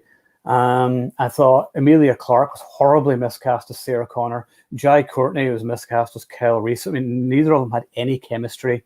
Kyle Reese, like I was saying before, is like wiry, desperate, has these wild eyes. Courtney does not. He's got like abs and nice teeth and everything. He looks like he's just come off like a catwalk, not a future war. And you're like, this guy does not come across well at all. And then they don't even get together in it or whatever, because these days nobody's allowed to get together in films for whatever reason. They literally undress back to back. Yeah, exactly. And Amelia Clark, she didn't come across as strong. She was horrible and a bitch. And I was like, I have no reason to root for this person whatsoever. She sure shit isn't Sarah Connor. Yeah. She was just a horrible character. And then Pops. The Terminator is called Pops in this movie. Like, it's bad enough what they did with him in Dark Fate, but no, from this point on, he was dead. And I think what they should have done is not involved Arnold in these movies. Whenever he's getting like super old, it's like, you know what? Maybe do other ones. Like, you brought in Byung-Hun Lee, I think that's his name. It's a T-1000, and then you kill him off after like 2 minutes. And yeah, he's wasted. And oh god, I hate everything about this movie. The effects aren't even good. It's another T-1000, nothing new once again. Hate what they did with John Connor. I know you hate what you did with the next one, and so do I, but I thought what they did with him here was even worse. The tone is far too light. There's no tension, too many jokes. Only thing I like is J.K. Simmons and the future war in the first 10 minutes. Okay, rant over to you guys. Yeah, I got nothing positive. We watched this movie. I walked out of the theater being like, okay, if Terminator 3 was the sequel we didn't need, we got it. We're like, yeah, it's like Couch Terminator. That was okay. Yeah, I like this. It was fun. Salvation, well, it's not the real future war, but it's kind of a cool action movie. Okay. This one's just like, the plot is garbage. Every idea that you thought of was garbage. Redoing the whole part one again. Like, I don't understand I don't understand who this was made for. Was this made for somebody who doesn't know anything? Like, I don't understand. Nothing is a payoff. Everything is the worst. It's like, if you literally sat there and said, what's the worst thing we can do? And then they do it. And it's like, let's make him a Terminator. Didn't anyone in that boardroom put up their hand and say, like, that's fucking stupid? Yeah. This is the worst idea in the history of bad ideas. Yeah, I don't get it. It's like, I would have loved to have been in that meeting. Like, what's the plot? Let's just redo the first one, but there'll be a twist. It's like, Sarah Connor will be strong. It's like, why? It's like, oh, well, because maybe the Terminator went back further. But why? Like, what is happening? Why is this happening right now? And then, well, let's have a T-1000 and an 800, and John Connor will be a Terminator. No, this is terrible. Like, there's nothing good about it. It's awful. Yeah, I would have to agree. I mean, this was the one where Jay and I were seriously talking about, why don't they just send the Terminator back to colonial times and kill Sarah Connor's like great. This is where they start messing too much with the time travel. Or just leave a fucking nuclear bomb somewhere or something, and it detonates at a particular date or something. Right. Like exactly. Like, whatever happened in the first 4 movies, at least it was a straight progression forward. Right? They should have just continued on with, if you wanted to continue on from Salvation. No, they had to go back and reinvent the franchise. Having Sarah Connor be the one to say to Kyle, come with me if you want to live. I'm like, oh, I got what you did. It's a girl now saying it to the guy. Like, get out of here. Like, this is the thing. Jay Courtney looks like he's bewildered through the entire movie that he's in it, which I don't blame him, because I would be the same way. Amelia Clark, I love that girl to death, but she keeps showing up in like really bad bombs like that in Solo. I'm like, why are you, like, when Game of Thrones ends, you're going to be so screwed. And so far, right? J.K. Simmons is a delight in everything he does, because it's like, he's like, I'm the character actor, so I can just have fun with the role. Jason Clarke is a great actor, but he is absolutely wasted in this film. It is beyond belief. Byung-Young Lee, I don't know if I pronounced his name right, is usually the best thing in whatever he's in, even if he's only in it for 2 minutes, which he was in this one. Mm-hmm. This is a catastrophic, badly plotted movie. Matt Smith, again, is completely Wasted. Yeah, why is he even in it? Yeah. There was no rhyme or reason to this. This is literally someone in the back of film class saying, you know what they should do? John Connor should be a Terminator. And they decide to make the movie based on it. Yeah. And this is what you get. And it is garbage beyond belief. This movie is so bad. My dad wanted to see it, and I actually talked him out of seeing it. I'm actually like, because I have it on my shelf, and he's like, oh, I see Genesis. I'm like, no, you don't. I'm like, honestly, he's like, well, why do you have it? Literally go to the dentist. Oh, God. I have them all too. Okay, wait till we get to this. That is the ultimate wallet sacrifice. Like a moment of silence for my wallet. Yeah. Mine too. R.I.P. Oh, dude, no. I didn't do it, guys. I couldn't. But Genesis is appalling. That's the actual best word I can think of is appalling. Yeah, it is terrible. I mean, literally, you're like, what don't you fucking understand? most of it. That's pretty bad when you're kind of like, wait, what's happening in this scene? Like, I have no idea what was going on. I have no idea. And what's really bad is everyone always asks me. I'm the person they ask. Yeah. Oh, J-Man will understand.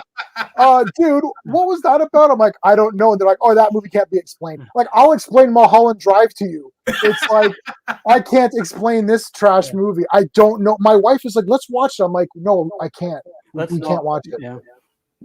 Yeah, I mean, I always think of Arnie in Total Recall. What the fuck did I do wrong? And he's asking himself for being cast in this movie. Goes, just awful. But yeah, it's terrible. Jai Courtney must have nude pics of someone in Hollywood because he keeps being hired. Yep. And then Lee was misused. He's fantastic. Yeah, he's fantastic, and he's always. I say fantastic too much, but he was absolutely perfect in this role, and he could have been like the main villain, and done stuff with him, and then he's just killed within 2 minutes. You're like, great, that's just great.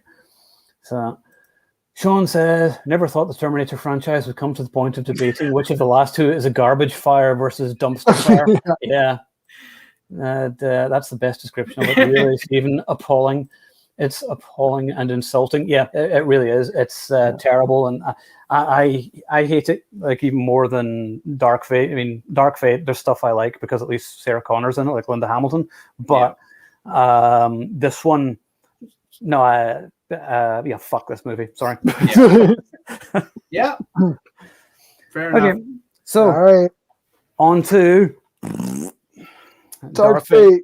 Over to you guys. I'm okay. If Genesis killed the storyline of the Terminator franchise, this movie killed the heart. Now, earlier, foreshadowing, I was telling you guys to remember the moment with John at the end. I've learned, with the Terminator, I know now why you cry, but it's something I can never do. Okay. Yep. So Dark Fate is supposed to take place after Terminator 2. This is the whole Halloween. We're going to ignore everything. And this is the real sequel. Okay. So John Connor has no father. Kyle is dead. He finally is attached to this Terminator. He's like, no, you need to stay with us. No, John, you must destroy the CPU in here. And it's like, no, I order you not to go. I order you not to go. No, John, I know now why you cry, but it's something I can never do. And it's like this whole thing. If the Terminator can learn the value of a human life, maybe we can too. The next day, John Connor gets shot in the face. That's what this movie is. Yeah. This continues with John Connor. When they said Edward Furlong was going to be back, I thought, and he's going to die, I knew he was going to die. I thought he would have grown old. They would have showed a montage of him growing old or something, and maybe he gets cancer and dies or some weird thing, right? And it's like, oh, poor guy, he's dead. But the good fight must go on because Skynet rebuilds in the future, No, they kill him as a boy. I'm like, oh my God, what is happening? That's the heart. That relationship in Terminator 2 is the heart of the whole damn thing. Police Academy 6. It's a Police Academy 5. Police Academy 5 is awful. Or 7. Yeah. 6 is not that bad. No. But anyways, City Under Siege. Yeah. City Under, yeah. But anyways, so it's like it's killed John Connor as a boy, and then it replaces it with what's her face. And why is she important? Because she rallies the troops. She's the one who, her important act was that she brought together people and made them want to fight back. Okay, John Connor was a tactician, like soldier, figured out a way to destroy Skynet. He had done some kind of, to Owen's point, we never got to see it, which sucks, but he had done some sort of tactical move or some kind of thing where he outsmarted the machine and beat it, right? This girl rallied the people to fight. When did the Russians need to be rallied together to fight? What about any of the terrorist groups in real life that are out there? Would they be rallied let's rally up against the machines? How stupid. She is awful. I don't care if it's all females or not. They're all garbage characters. Like Linda Hamilton is awesome. I like Mackenzie, what's her face? She's a Canadian girl. I thought she was really cool. All you have to do is have Edward Furlong continue on, remove this new person, have Edward Furlong with Linda Hamilton, with Mackenzie. That's it. You could have this other Terminator come on. He can split into 2, which I guess, I don't know, is that better or worse? I don't know. But you have that, and it could almost be the same movie. Definitely delete all the Arnold Schwarzenegger parts where he's being a stupid goof loser who doesn't have sex with his wife. I don't understand that. Yeah. It's like it's not physical. What the hell is it then? Like, oh god, unfortunately I checked out. Maybe if we critically analyze Genesis and critically analyze Dark Fate as 2 independent films that are just films, we could say Dark Fate is a bit better. Perhaps it makes more sense to an audience member. You're not as confused. You're invested more because it is Linda Hamilton. So Dark Fate could be seen as better by an average viewer evaluating films on their own merit, but not as a Terminator sequel. It killed John Connor in the most pathetic, garbage way to introduce wokeness. That's it. Yeah. Steve, do you have anything That's a hard act to follow, man. to add to that? So if Genesis is the shit Sunday of Terminator, Dark Fate is the rancid cherry on top. Okay, when Arnold says, "I know now why you cry," he's talking to someone who just saw Dark Fate. Right. It is a nonsense film. I'm not going to go into the John Connor part because I'm not going to be able to top what Jay said about it. I will tell you that the girl rallying the troops was in the most generic way possible. She's like, "We gotta get together and fight the Terminator." Go girls! Like, yeah, and I'm like, sure. Thanks for pointing out the obvious. That's what right after I tweet. Yeah. Like it's so bad. Mackenzie Davis is fine. Linda Hamilton is fine. The Terminator is Carl the Drapery Man. Yeah, like who thought that was a good idea? He's like I thought Pops was bad, but Carl the Drapery Man. Can you imagine inviting the Terminator over to do your drapes and you disagree with his choices? He'll kill you. Like I don't understand. Dumb. Like this was a comedy, and then he's like, "I have lived with this woman for 35 years or some ridiculous number, and like we haven't had sex once. So she's Amish? I don't understand. Like what's going on? This is like she hasn't realized you weigh 400 pounds. Yeah, the Terminator in this one, yes, he can split in 2.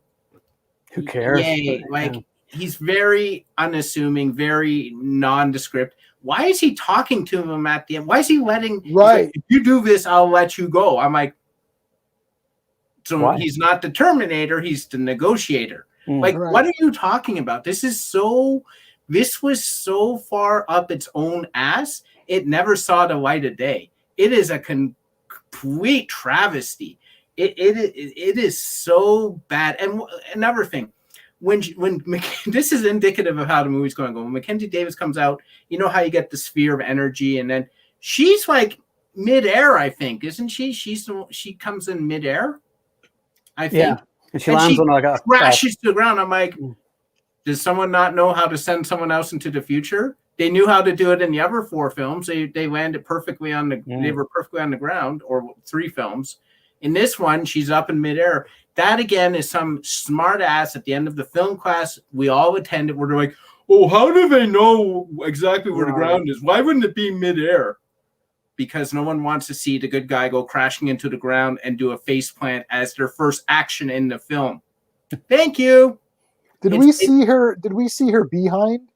I don't remember. Did we see her behind? I think we do, but it didn't make much of an impact. So No. I'm just wondering because I want to know how equal it is. Because the men were completely nude.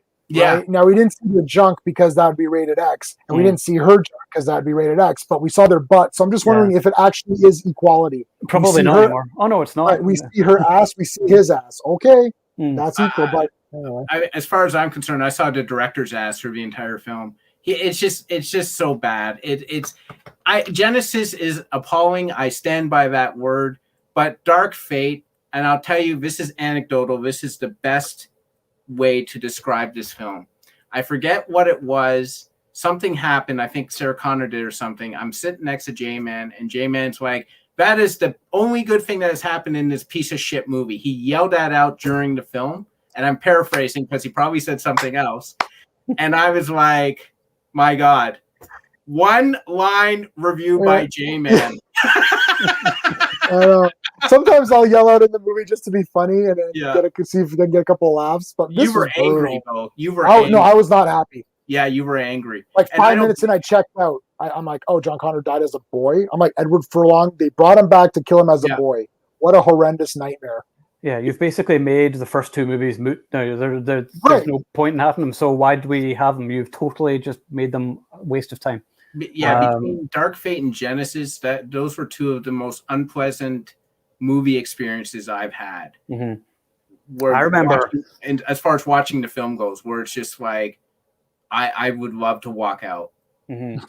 I remember I liked it the first time I saw it, and then I was like, when I saw it again, I was like, what was I thinking? And then I remember the first time I saw it, the director was there and he was doing like a Q&A and everything, doing the intro, and I was sort of pumped up and enjoying it, and then I heard the music, and I had the music playing. Junkie XL's score was good, and I thought, okay, well, that's not bad. And some of the action was okay, and then as I sort of went on, I was like, well, why does the CG look like piss again? It's like those effects are worse than 1991. I don't understand how that happened. Like, why does this sort of look unfinished? Why is this new Terminator, what's it called, the Rev 9? Why is he not even remotely intimidating at any point? He's not scary at all. I just thought he was crap. And then it was just the same movie again, but it's not Skynet, it's Legion now. Right. Why didn't you just keep it Skynet? Why did you have to create something different? Because woman did everything. Yeah. And there's that line, and oh God, this line pissed me off so much when I watched it the other day. It's not some man who's going to save the future, which Grace says to him. I'm like, really, it was before. It was John Connor. Actually, I'm pretty sure it was. Yeah. Okay. Like, what's the difference? Like, are we so stupid that in the future? So, is this what they're saying? That John Connor was about to save the future, but we're like, no, he's a man, so don't do it, John. Let this girl do it. Like, we're talking about mankind. These movies are supposed to transcend what the political situation is or social situation is of the current, country around. We're all in Canada here, guys, so we don't give a crap about what's going on. But anyway, it's like it's like this is not a political thing. This is the end of the world. The human race is being extinct. It's like, who cares if it's a man or a woman? You wouldn't even make that distinction. You'd be like, oh, she's going to save us or he's going to save us. You wouldn't even care. It's like they're saying, well, it's not going to be a man. It's going to be a woman. Are you guys for real right now? Yeah. Like, what Sarah does this Connor have to was do a with woman. anything? Sarah Connor was a woman, and she was awesome. And you're like, she was awesome. I don't understand this thinking. It's like, oh, there were no good female characters before the past 5 years. And I'm like, where have you people been? You should watch movies. 7 movies in your life in order to make that statement. Yeah, watch movies before 2015. Yeah, it's just like the woman, the girl power thing. It was such a joyless movie. It was just such like, I don't know what I was supposed to do. Like, I was saying this to someone today. I'm like, you know why I like movies in the 80s and 90s? Because they were fun. And they were unapologetically fun. They weren't trying to further a statement or make a point or all that. They were just fun. Remember when the movies were fun? Like, movies aren't, the goal isn't to be fun anymore. The goal is, we must make this profound statement about the human race. If you're going to make a profound statement about the human race, join it first. I think we were in a time where we had options. Yeah. I can watch a movie or a Star Trek show or like a 2001 Space Odyssey and have a grand big thing like, wow, this is humanity or whatever. Or I can watch an action movie and be entertained. I had choices. If I wanted to watch a political movie about a movement or something, I could watch that. But now it's been seeped into everything. All my TV shows, all my comic books, all my movies. There can't be one damn movie that is just a movie to be fun. Look, I like a lot of these other movies that do statements and whatever. And it's like, and that's fine. But it depends on Terminator is not the time for this statement. Yeah. Terminator is an action film with sci-fi horror elements, sci-fi action with horror elements. It's like, make it that. Stay true to the genre. Stay true to the fans. The fans will support you. I mean, we'll support anything. Look at Star Wars. We keep coming back. They make a shit movie. It's like, we'll watch the next one. And it's like, there's always hope, but it's like, I don't understand why they don't want it. Target audience is not a bad word, right? Like, Terminator franchise is made for you, Owen. You're the target audience. Oh, well, how come you're not making a movie for me? I'm a 20-year-old girl who goes on Twitter. It's like, well, because this movie isn't for you. Like, there's movies that are made for you. Yeah, not everything has to be for you. Yeah. Guitar it's lessons. It's guitar lessons, exactly. I don't know if you know the guitar lessons. Do you know guitar lessons, Owen? Yes, I think Steven's mentioned that before. Yeah, Ricky Gervais. It's like, you're getting upset because the movie's not made for you. Well, okay. Not everything's made for me either. I'll watch something and I'll be like, this looks like shit. I'm not going to watch it. Target audience. Yeah. That's like the Twilight movies. I remember everyone was getting angry about them and they're like, oh, hey, these movies are terrible. And I was like, yeah, well, they're not for us. Like, I don't care. Go ahead, watch them, enjoy them. I don't give a shit. It's not for me. That's fine. Go right ahead. I'm not going to get angry at Barney. Oh, Barney's not for me. It should be more, Barney's too childish. It should be entertaining for the whole family, even for adults and kids. It's like, no, it's for kids. It's for little kids. Yeah. Like, I know. Some of these comments here then. So Severio says that it was Bush League the way they killed John Connor. Absolutely. Yeah, bullshit. Yeah. Is she a Terminator too, Carl? Yeah. Maybe his wife had a headache. Yeah. 35-year-old headache. Yeah. That's right. Absolutely. Every movie nowadays has a political talking point and it just ruins it. Yeah. I mean, nothing is there to really entertain anymore. I mean, there are very few movies I actually look forward to genuinely seeing now. Because there's just going to be something they're going to try and ram down your throat. And you're like, look, I just want to entertain. I just want to watch things blow up or, people be punched in the face, straightforward things like that. That's it. That's what the movie is, right? Like, and I don't need to see the explanation of every single thing that happens and everything that happens. It's like when Star Trek used to do these political topics, it wasn't a political topic. It was more of an issue of the entire population of Earth. It was, there could be hunger or it could be poverty. Now it's not even that. It's literally specifically something that's going on right now. Every movie becomes dated, right? Yeah. Like, I just picked up a comic last week that had BLM protesting, and I'm thinking, this is going to be dated.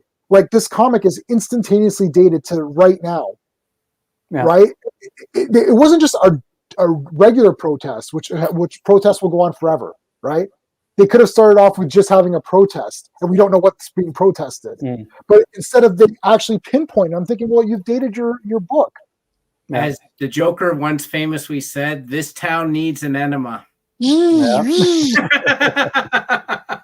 Sean says here, I don't mind political message or ties to real-world dilemmas, but most things like Dark Fate aren't clever about it, just finger-wagging BS. Oh, yeah, of course. That's because the people who are doing it don't live like real people. This is like you and me. They live in mansions and they have, personal assistants to do stuff for them. And yet they're going to say, well, I'm with you with this big problem. No, you're not. You don't know what it's like to struggle to pay your bills or to figure out what you're going to have for dinner. A personal chef cooks it for you. So don't try and pretend that you're with me. You're not with me. And I'm not even mad that you're not with me. It is the circumstance that it is. Like, whoever's born into the Bill Gates family is set for life. Am I supposed to be mad at that person? No. But don't try and pretend you're with me. You're not. You're not the same as me. Sorry, not sorry. Plus, the writing is poor too. Yeah. Like, if you want to, like, I mean, I don't want to bring in other topics, but like, there's the Doctor Who thing with the plastic, where she's like, oh, you humans use too much plastic. Why are you nagging me?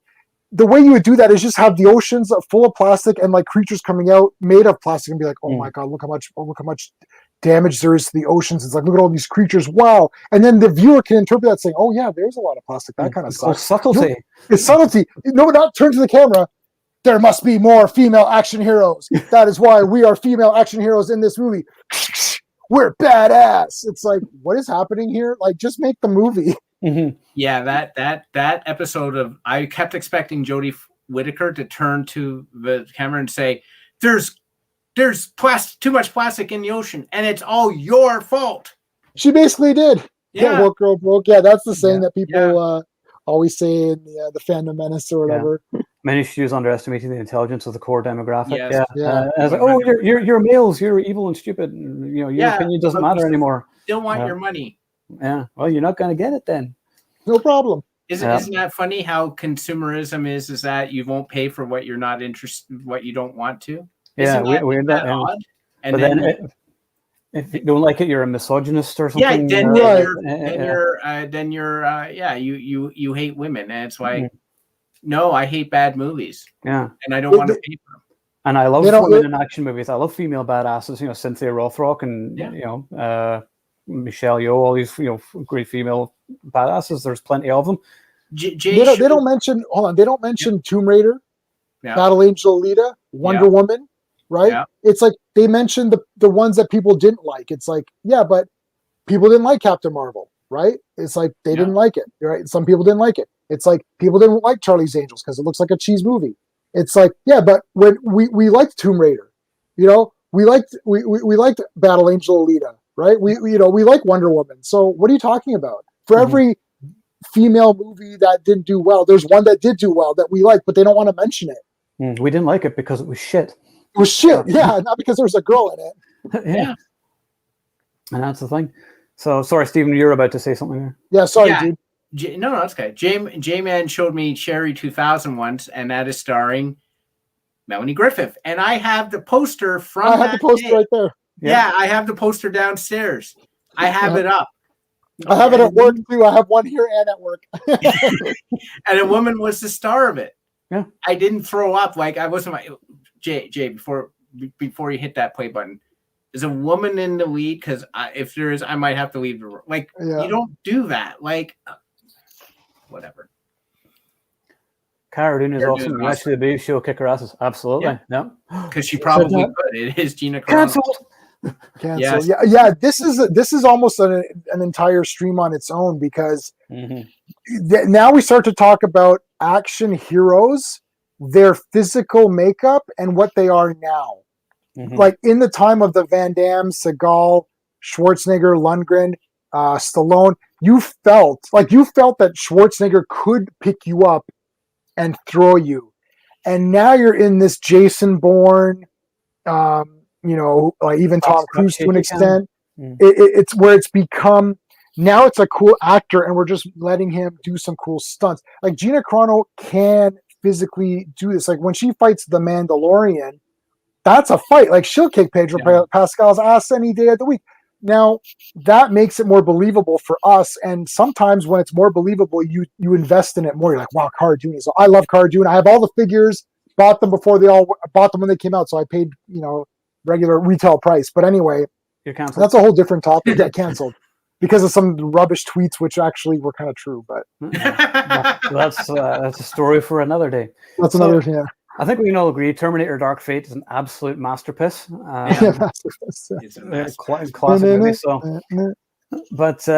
there's all kinds of like video games and comics and spin-offs of it. And as Sean was asking, RoboCop versus the Terminator on Genesis. Did anybody play that? Or Mega Drive as it was in the UK?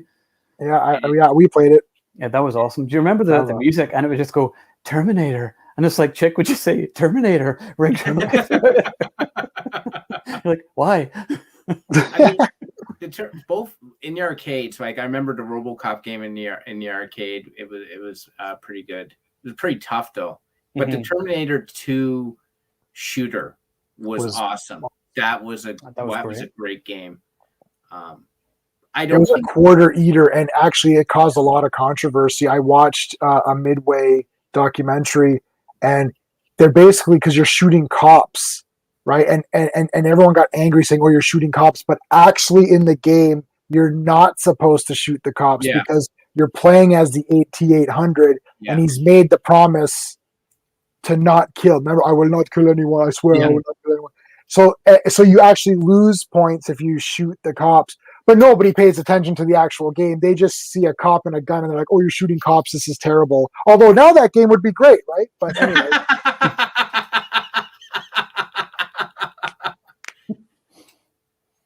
Of the films, what do you think handles the temporal paradox the best? Right, over to you, smart guys. Number one, because that is the paradox. But I mean, I love it. It's like if you don't send them back, you're not born. So you have to send them back. So that's that's the paradox. But I love it. I love stuff.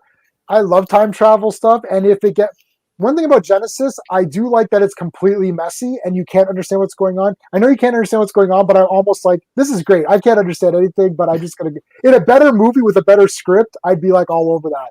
But I'm okay with the paradox. I watched Star Trek and Doctor Who, so I'm used to it. I always expected that. I always thought that the explanation was the farthest back that Skynet had perfected time travel, because you have to think that it was doing it on, like, it wasn't like, I should invent time travel like right away. It basically did that to counteract John Connor. I always thought that the latest it could send someone back was 84, which is why that was the date. That was part of the problem with Genesis, is that if I can just send back anyone anyway, you're nullifying every movie, because it's like, well, then Skynet's a moron. Why didn't it just send it back like before guns were invented? He would have the only, he could, but then he can't bring a gun through. So, okay, maybe I just talked but like, no, but he could break your neck. Yeah, he could break your neck, like, and they wouldn't know what robots are. They would just like, who's this weird guy? And then he would kill them, right? Like, were they going to shoot him with muskets? That's not what they didn't have information from that time period because there was a nuclear war.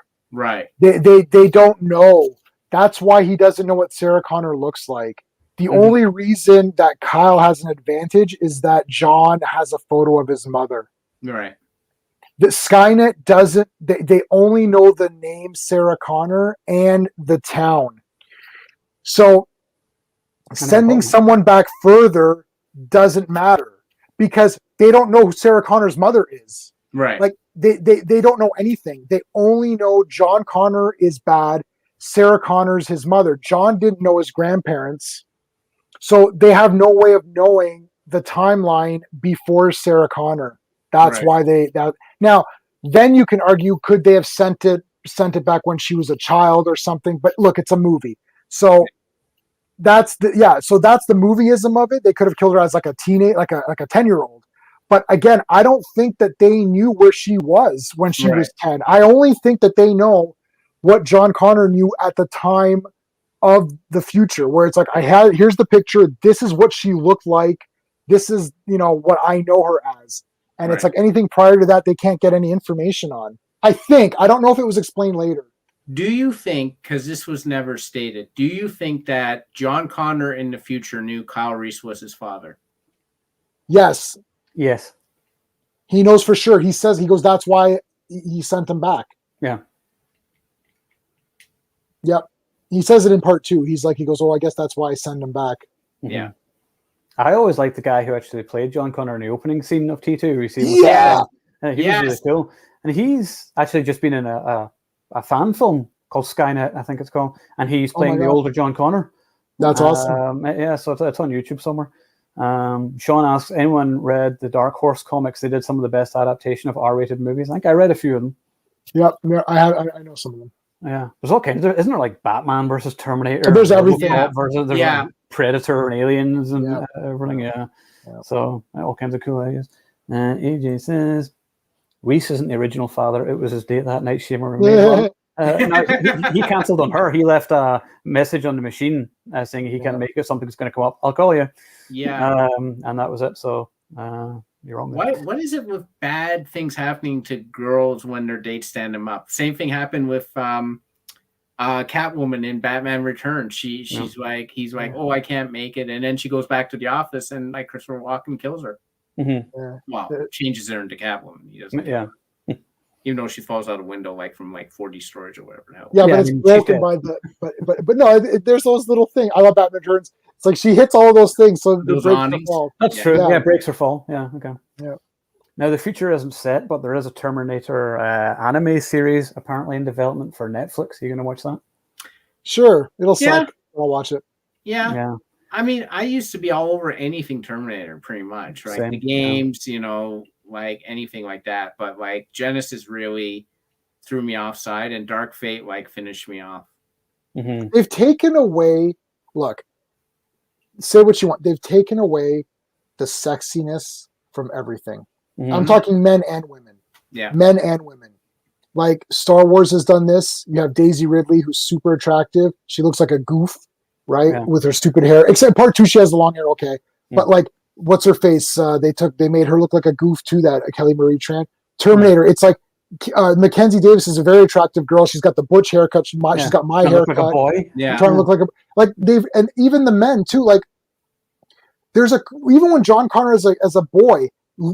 Girls who were like teenage girls would be like, "Ooh, John Connor is so cute," It's like they've stripped all this away from all movies. There's nothing like I'm never watching a movie and thinking, "Man, I want to be as cool as that guy." Like like when I told you everything Van Damme did, he got an earring, I got an earring. He did the mullet thing. I'm like, "Oh, I got to get a mullet," like everything Van Damme, because I'm like, "Wow, he's a cool guy," And nobody's cool anymore. Yeah, nobody's cool anymore. They've stripped all of this away. And it's like, what are you giving the audience? Like, there's no spectacle of action. There's no epicness. There's no sex. There's nothing beautiful going on. And you're hiring all these attractive people. You see them at the premiere. You're like, well, obviously she has no problem being attractive at this movie premiere. Why can't you make her look attractive? Like, you could make a badass, good looking Terminator woman. Like the Terminatrix was good looking, and she was still scary and all that. Well, I mean, look at how many attractive actresses, and I'm thinking of like Charlize Theron, Nicole Kidman, and they're like, they win Oscars because like, look, we made them ugly. Look how we made them. I know. I'm like, yeah, that's not what I want. Yeah, I find most movies today are just big, empty, hollow blockbusters. I mean, you watch them; they're moving wallpaper for a couple of hours, and you forget. I feel nothing. I don't remember the last time I felt anything watching a film. Probably Blade Runner 2049, which I loved, and that's not an action movie, but really. But yeah, I mean, generally, most movies these days, I'm like, I don't care. I don't care about most of these characters. Like, even James Bond. Do you want to be Daniel Craig's James Bond? No.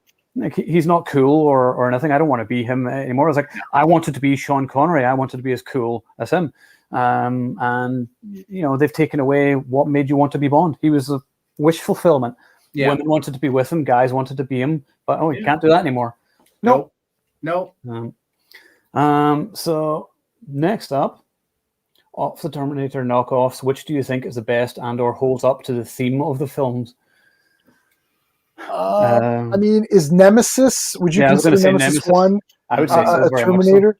Yeah. Then that's the one. I thought that we've talked about this, all of us, before. I just picked up Nemesis 5. I didn't even know that came out. Yeah, there's a Nemesis Blu-ray. Yeah, I don't know. It's weird. It's after there's a 5th one. Anyways, I haven't watched it yet, but I love Nemesis Part 1. I think it's genius. So that would be my pick for like knockoff.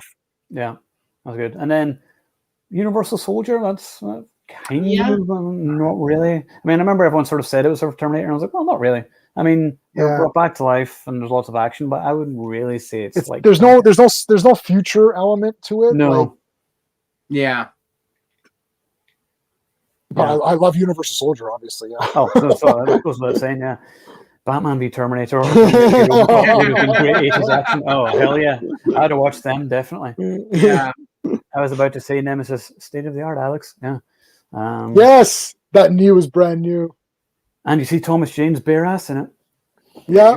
Oh, and that other girl was pretty good too. The two of them are. Yeah, there's nudity. What happened to nudity? Yeah, they're naked the entire movie. Those two. Well, not the entire, but they're naked a lot. Movies. Yeah, it's like Why is there no strip club scenes in movies anymore? Those were like the best scenes of any. They go into a strip club, a fight breaks out, you get nudity, fighting. I was like, that's the two best things in the world. Because you're not supposed to have fun at the movies anymore. You're not supposed to go in and just enjoy yourself. You're supposed to go in and be angry with everyone else for have to be educated that you don't really understand.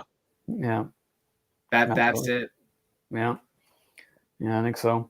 So yeah, we'll see what the future brings, literally, with Terminator. But personally, I think leave Arnie out of it. He's an old man now, and stop trying to justify why he's old. I mean, I hated all of that. It just sort of felt desperate. And I remember actually when I was watching Dark Fate the other night, it just gets worse every time you watch it, and he starts talking about the drapes, and I was like, have you even seen the first film? I was like, this isn't a horror movie. Yeah. What is that? It's like Carl the Drape guy. Even Destruction was... that was quality. Yeah. That was a cool movie. I had that on Blu-ray. That's a nice one. Yeah, I haven't seen that for a while. There was one, it's not really a Terminator. Do you remember a movie called Steel and Lace? No. I remember that. I'm going to cover it. And it was about a woman, I think she's like raped and murdered or something, but she's brought back as like a cyborg, and then she takes revenge. Oh my God, this looks awesome. Yeah. Oh my God, I have to get this. Yeah. Oh, thank you. Thank you for that one. Yep. I'm getting that big time. Yeah. So that was a good film. So before we wrap up, does anybody have any comments or anything you want to ask before we go? I still haven't had my dinner yet. I wasn't hungry earlier. So yeah, I mean, honestly, first two Terminator movies are amongst the zenith of filmmaking. Yeah. You don't get much better than that in the cinema. The rest are to varying degrees. I still enjoy 3 and 4 for what they are. Really like the TV series. That's it. Mm-hmm. Yeah, I would agree. I mean, like the first two movies are in my top favorite. I basically make them one movie. Yeah. When I say the Terminator franchise, that's what I'm talking about. Those two. If I'm talking about it in a positive light, I'll throw 3 in there if you want to make it a trilogy, to make it a nice little trilogy where there is a Judgment Day at the end, you could say that. But those two movies are masterpieces. They're 10 out of 10. You know when you're watching a 10 out of 10 movie. You start the movie, you're like, wow, that was the damn best. And then you just know it's awesome, right? Like the whole way through.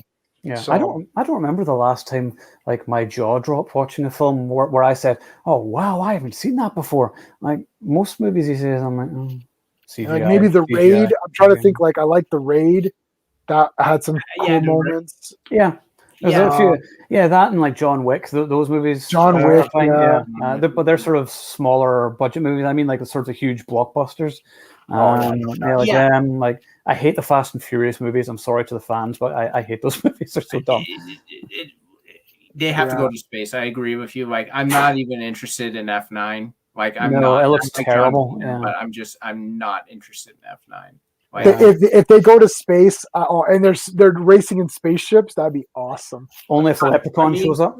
John Wick, the series is so cool. I showed Jay that scene with the knives in part 3, and like when I was sitting there with my parents when that scene came off, and I was just like, it's laughing. Like I love seeing like The Protector. That's another one that is just genius. Great, yeah. That one take when he's going up the restaurant, that is innovative. That is really cool how they did that.